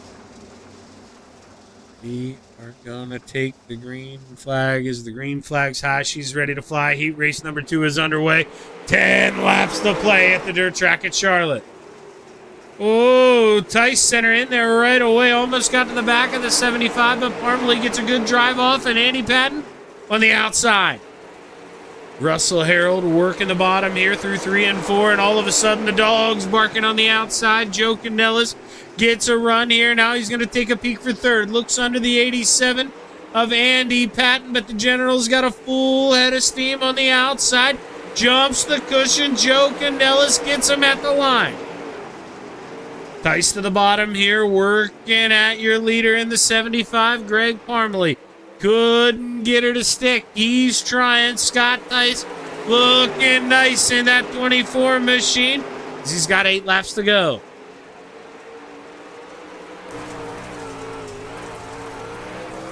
Scott Tice, man, you can just see he's trying to drive it in there, man. He almost gets to that left rear of the 75, and you don't want an enemy here in heat race number 1.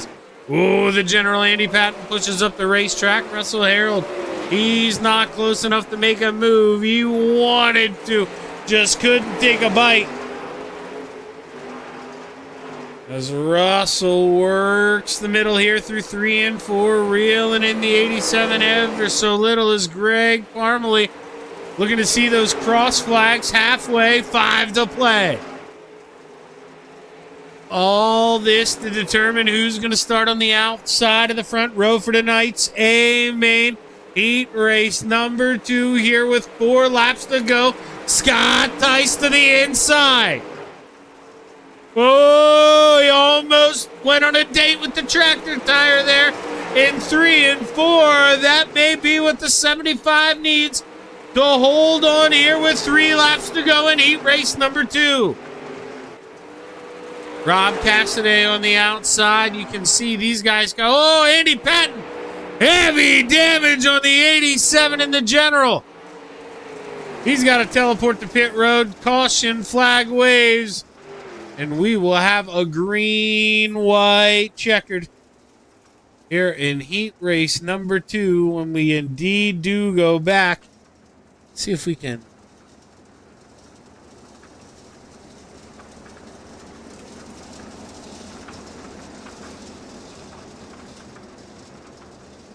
So as soon as I use that thing.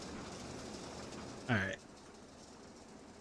Let's see here. I'm going to try to trick this really quick. Got to do it this way. I don't want to lose all the alerts I'm getting on the bottom right to tell me what's happening. So I'm just doing the rewind. Bear with me. I can't hit the live button, and I've got to remember that. I'm not going to do it tonight. As you can see, he pushes up there. Then saw the 19 coming low. Probably just didn't want to get into him. So he yanks it back up the racetrack. And, well, you know the deal. Caution flag here.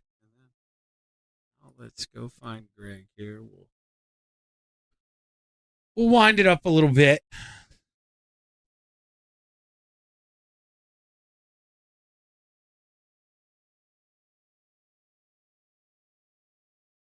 And actually, the heat races, there wasn't much to look at. We'll cheat this. Ready to go back here. So it should be a 2-lap shootout. Will the overlay behave? Will it agree? 2 laps to play. Here we go. Heat race number 2 back underway. Whoa! Parmalee tightened up. Tice played nice, lifted off the throttle, but now Joe Canellas barking on the outside. Here comes the dog in the 1K with the white flag waves. 1 lap to play. Scott Tice with a slider for the lead. Final time through 3 and 4. Scott Tice on the bottom. He's going to win heat race number 2, followed by Parmalee, Canellas, Harold, Cassidy, Chapman, and the General, Andy Patton.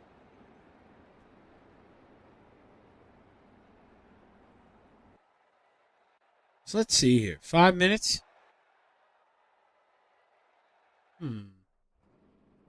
We'll fast forward it to about 2 minutes. Then I'll step away here just to get a drink. But refresh here. See, now you see. See, this is what I'm talking about. You can see on the leaderboard over there. Because they're all on the racetrack at the same time, that is why it's different than in practice. So, guys, if you're out there watching, if you'd like at the beginning, you know, to have all the guys in practice, I know it may get a little cluttered sometimes here on the dirt side, but if we only had the one practice room, they'll all be there. Definitely, and I can't believe it took me this long to think of it. We'll be racing here in 1 minute and 30 seconds. Stick around, Shaggy TV.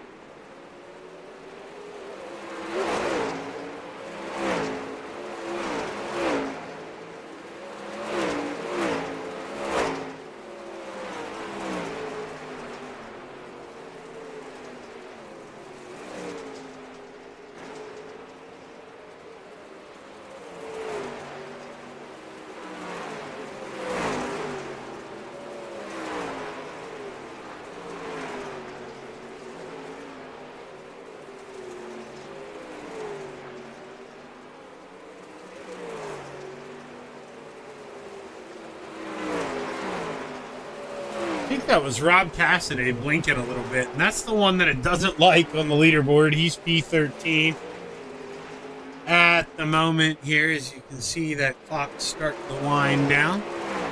Get ready to do a little bit of feature racing here at the dirt track in Charlotte. Checkered flag waves. We'll see if we can take a look at tonight's starting lineup for the Monday Masters of Dirt Senex Short Track Series Championship.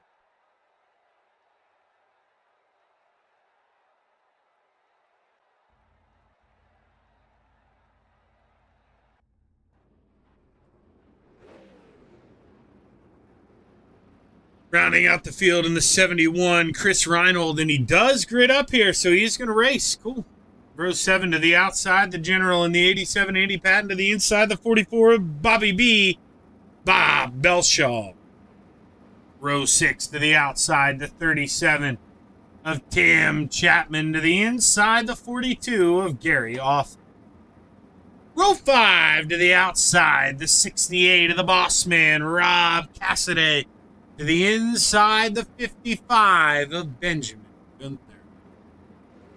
Row 4 to the outside, the 19 of Russell Harold. To the inside, the 40 of Mike Lemieux. Row 3 to the top shelf, the 1K of Joe Canellas. To the inside, the 27 of Michael Lemanchik. Row 2 to the outside, the 75 of Greg Parmalee. To the inside, the 54 of Chris Farmer. Row 1 for week number 1 here, the Monday Masters of Dirt. To the outside, the 24 of Scott Tyson, starting on the pole. Defending champion in the 17, the Flamin' Hot Cheeto, Keith Kincaid.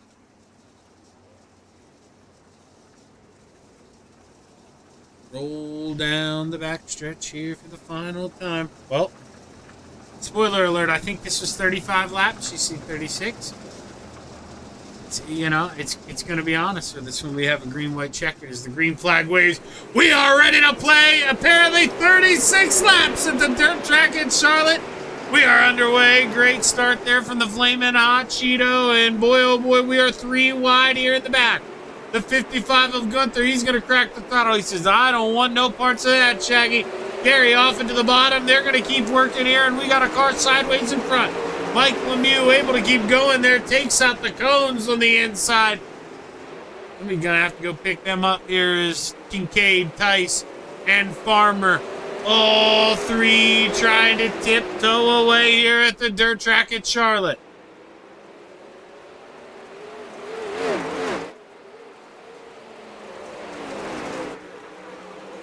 Farmer getting that run on the 24 of Tice here, reeling him in. And now Tice swoops into the bottom here. Going to run that short slider line. Goes up, grabs the cushion here. You see the 54 reel him in coming off the corner, but they're pretty even here. He's gaining enough.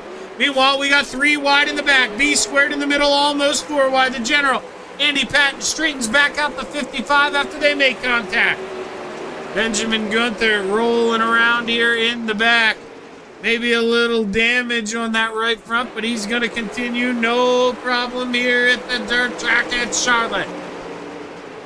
And I have actually, you know, pretty cool. My little brother, for his bachelor party, actually first week of September here, he wanted to go to a dirt bike event. He's a big dirt bike fan. It was Supermoto. They were down there at the drag strip. I am going back to Charlotte for the sheer reason of I will go some weekend where they are racing in. They got NASCAR. It is all right there in one parking lot, man. They do it right in Charlotte. It is a big party down there, and it's a place you want to be. I don't know if I'd want to be here, though. Russell Harold almost shoved in the middle, 3 wide, as he's got that GSR 71. Glenn Steyer's racing. Working to the bottom here. He works around the 94 of Gary Offit. Now Reinhold here. He's got to lift the throttle there. Oh, the 94's got a crack out of it. The 71 full send. 8 tires turn better than 4. The 19 muscled to the outside. Harold going to lose 2 spots. Joe Canella is able to hold off Lemanchik here and hold on to this top 5 for the time being. Now starting to reel in Greg Parmalee. Greg in the 75. Rolling around in P4, but not very close to Chris Farmer, who is trying to get close enough to Scott Tice, excuse me. But they're both just watching the Flamin' Hot Cheeto. Starting to dust him off, man. He is pulling away almost up to a second here. And if you watch dirt racing, you know. You get up to that second bracket, boy, we're talking lifetime here. But now Scott, he heard the challenge. Big slider line, but you see loses a lot of time going down the front stretch, rolling that bottom. You may get up corner entry here at 3, you can see. Now he doesn't. Stays around that 0.8. Well, he gets about 2/10 there. You see it goes down to 6. It'll go right back here. Well, it won't go that high back. Tice hit it pretty good there, but now it's the slip up through 3 and 4. Playing about even here. Maybe the fastest car on the racetrack at the moment, the 54 of Chris Farmer. It's Farmer is reeling in Tice. In fact, I mean, maybe close enough that we start thinking about a slide job here for the 54. Are we setting something up? He's going to the outside here, trying to get a run. Does he swing the axe? Not this time. Right back to the outside through 1 and 2. This is maybe the time. Let's see if George Washington cuts down the apple tree here. 54 to the bottom, not going to swing it hard enough, stays down low. And that's because Keith Kincaid, a little contact with a lap car. He loses the lead. What the heck just happened here in Charlotte? Keith Kincaid loses the lead here to a little bit of contact with the lap car, and I'm going to keep this, I mean, as real as we can. I'm not going to rewind that. That's a tough break. Because now the leaderboard does that because of a caution here. Because of a caution.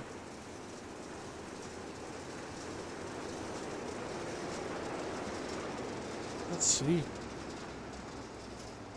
I don't know who it wants to... Okay. I know who wants to give it to. I mean, if you're sitting there on pit road, missing a right front tire, that's, I mean, what's it? What this dead giveaway. I mean, that really is. That is a dead giveaway. Looks like it is. It's just going to be solo deal here from the Rhino. The Glenn Stires machine. I mean, Glenn, he's got a bunch of cars. He'll be able to fix that thing up, no problem. But I'm not sure, the boys want to be working on it in the garage. No choice now. She's tore up. We're going to fast forward here a little bit. Get us back to where we want to be. 1 to green.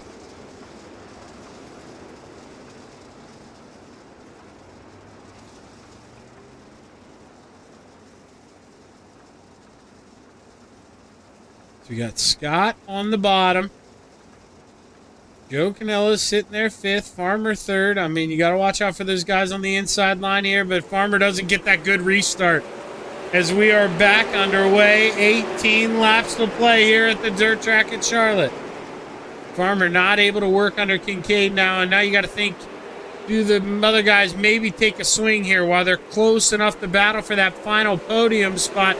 Contact in the back. Lemanchik goes up the racetrack. Bobby Belshaw involved.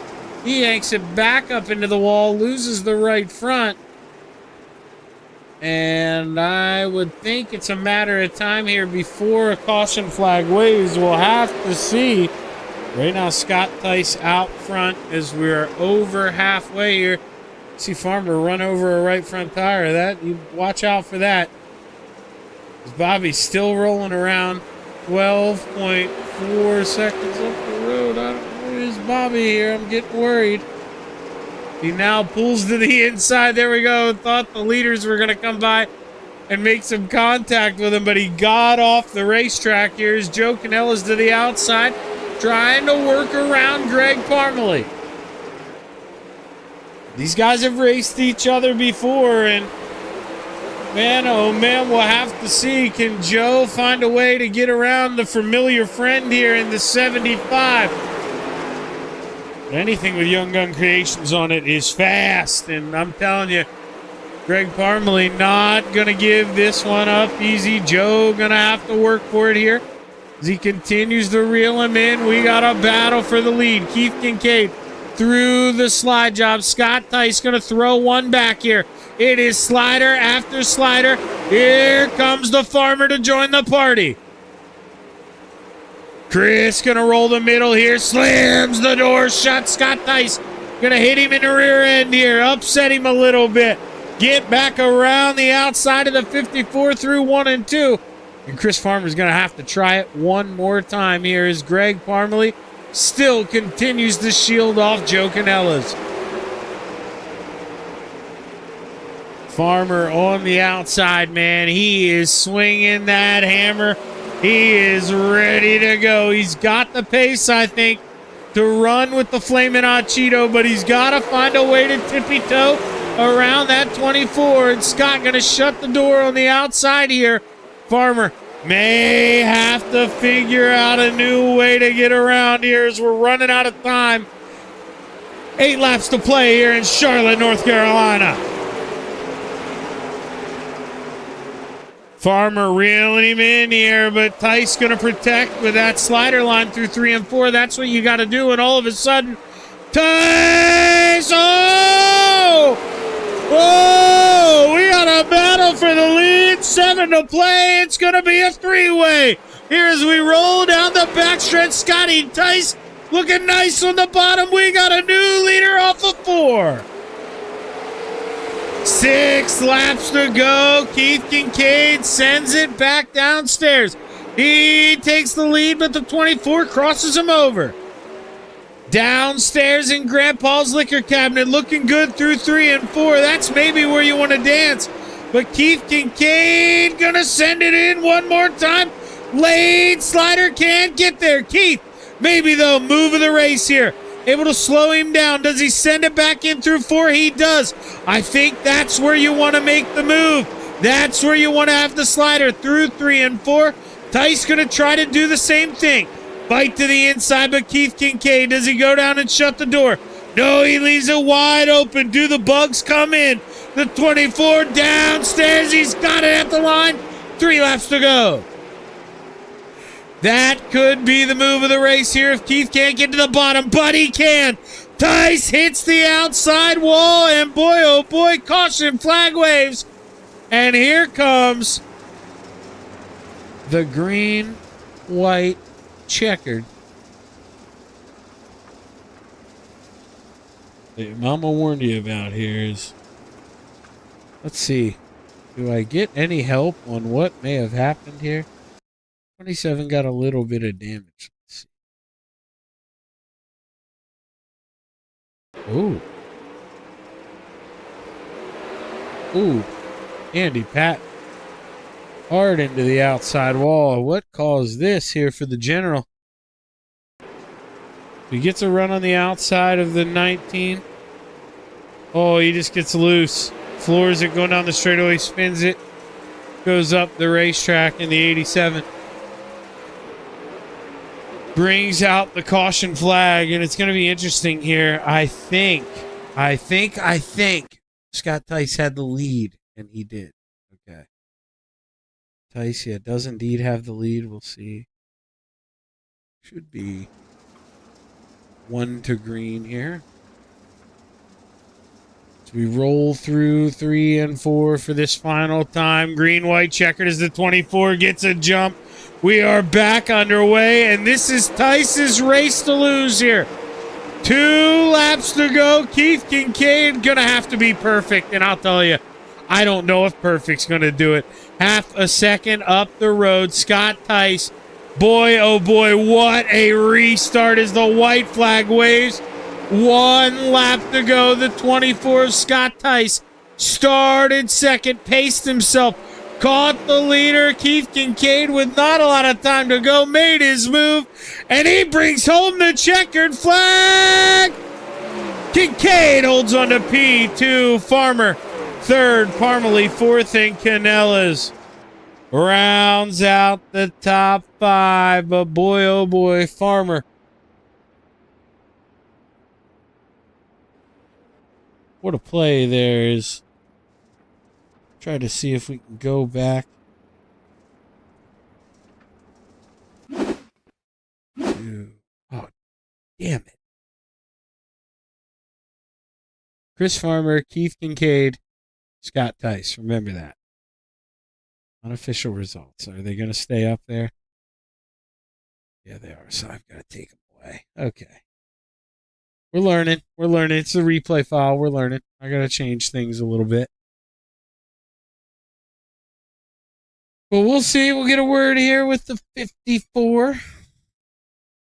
Chris Farmer, I do believe Chris was hanging out there. He was.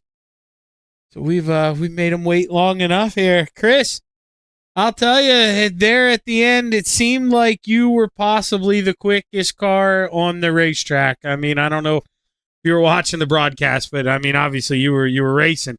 You were reeling them in, and then that untimely caution there with 3 to go, that kind of doomed you as Tice got a real good restart. But, man, you got to feel good with the way this race car's handling here this early in the season. You were quick tonight. Yeah, it was really good. I guess I probably had the best seat in the house for watch them two battle it out. But yeah, I couldn't make the bottom work the way that Scott could there. He was really doing well down to turn 3 with the bottom. But yeah, I've been on iRacing for I think 18 months now, and this is probably the most exciting race I've been involved with. So yeah, I think give me a little confidence, I think, going forward until we hit some of these little short tracks like Weed Sport and those tracks like that. But yeah, it was good.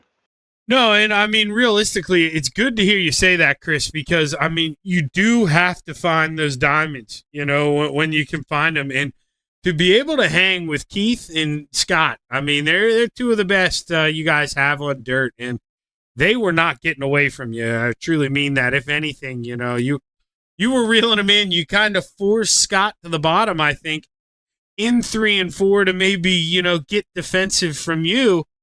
And he was able to then make the pass for the lead. I mean, obviously, you know, you can't take all the credit, but do you kind of feel that way? Because, I mean, you're reeling him in, you were getting it to work, and then all of a sudden he's got to get defensive, and then he's battling for the lead.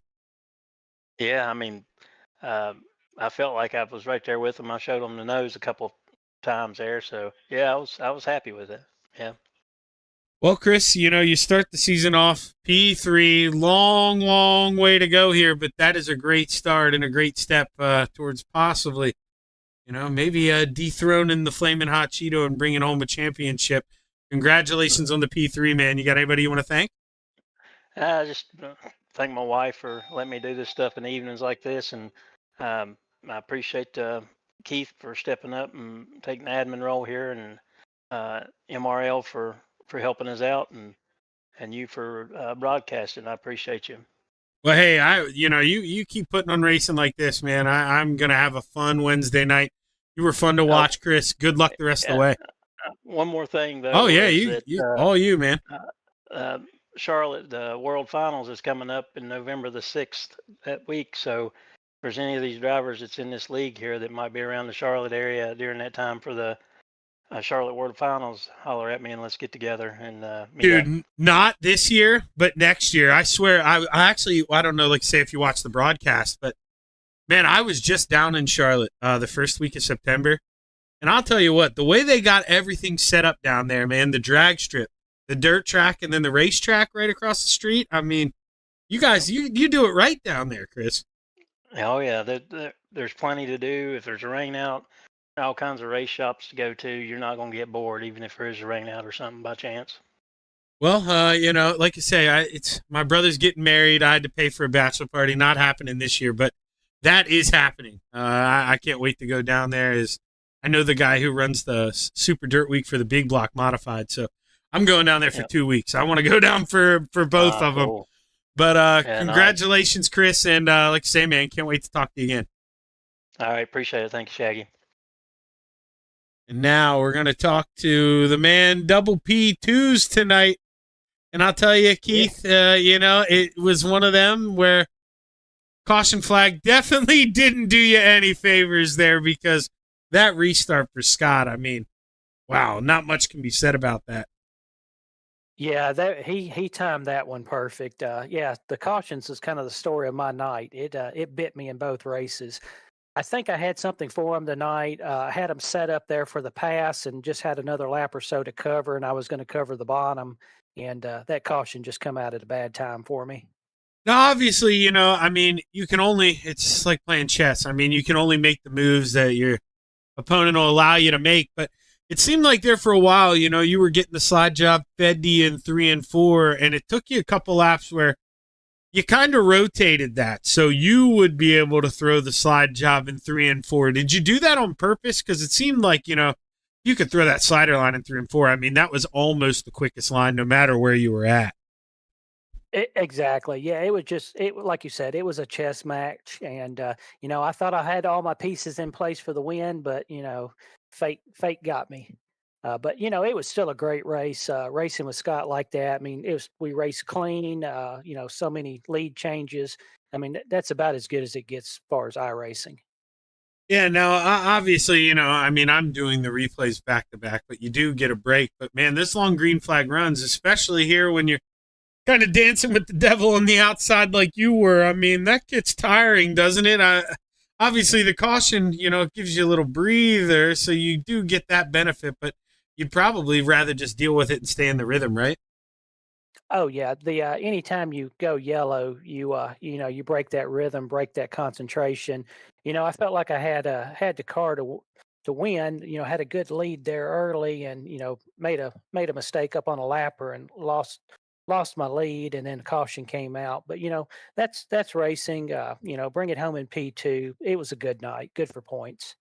Yeah, most definitely, man. I mean, you're P2 now, both sides, and you do the overall. So 2-2. That's pretty dang good week one, Keith. Congratulations on the good start. You got anybody you want to thank before I kick you out of here? Yeah, thank you, Shaggy.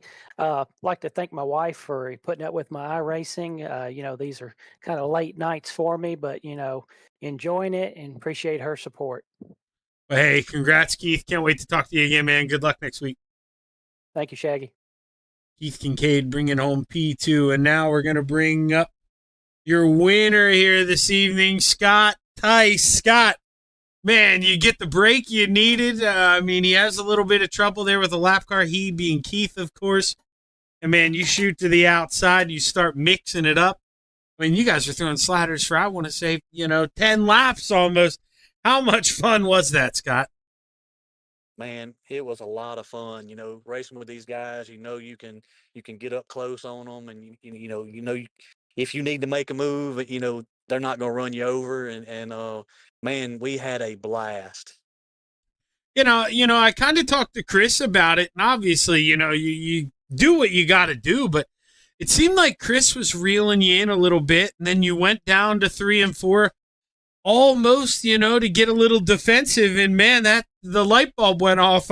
Nobody else was rolling down there, and all of a sudden, dude, this thing set off like a rocket ship. I mean, did you know it was going to be that quick down there? I had no clue. I mean, Chris was definitely fast. He passed me. He got in front of me, and I'm like, where'd this guy come from? He and he definitely showed me the way. I did it the last time we raced there, got down in the bottom, and there was something there, and it was there again, and hopefully next time it'll be there as well. No kidding, man. And, a timely caution, you get that green, white checkered. And, I mean, obviously you're in the race car. You may not be paying attention, but you get to look at that replay here.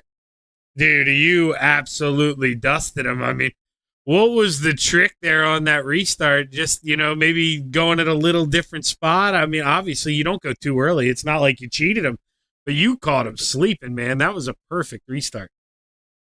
Yeah, I was talking to the guys. We was talking about restarts a while ago, and it's part of the game, and it can make you look really bad because you have no clue when the leader's going to fire. And I hit it at the right time, and thank God I did because it feels good to start the year, this season with a win and to get to race with all these guys again. And it was a really, really good time. I was hoping to follow that up tonight on the asphalt side, but we'll get them next time.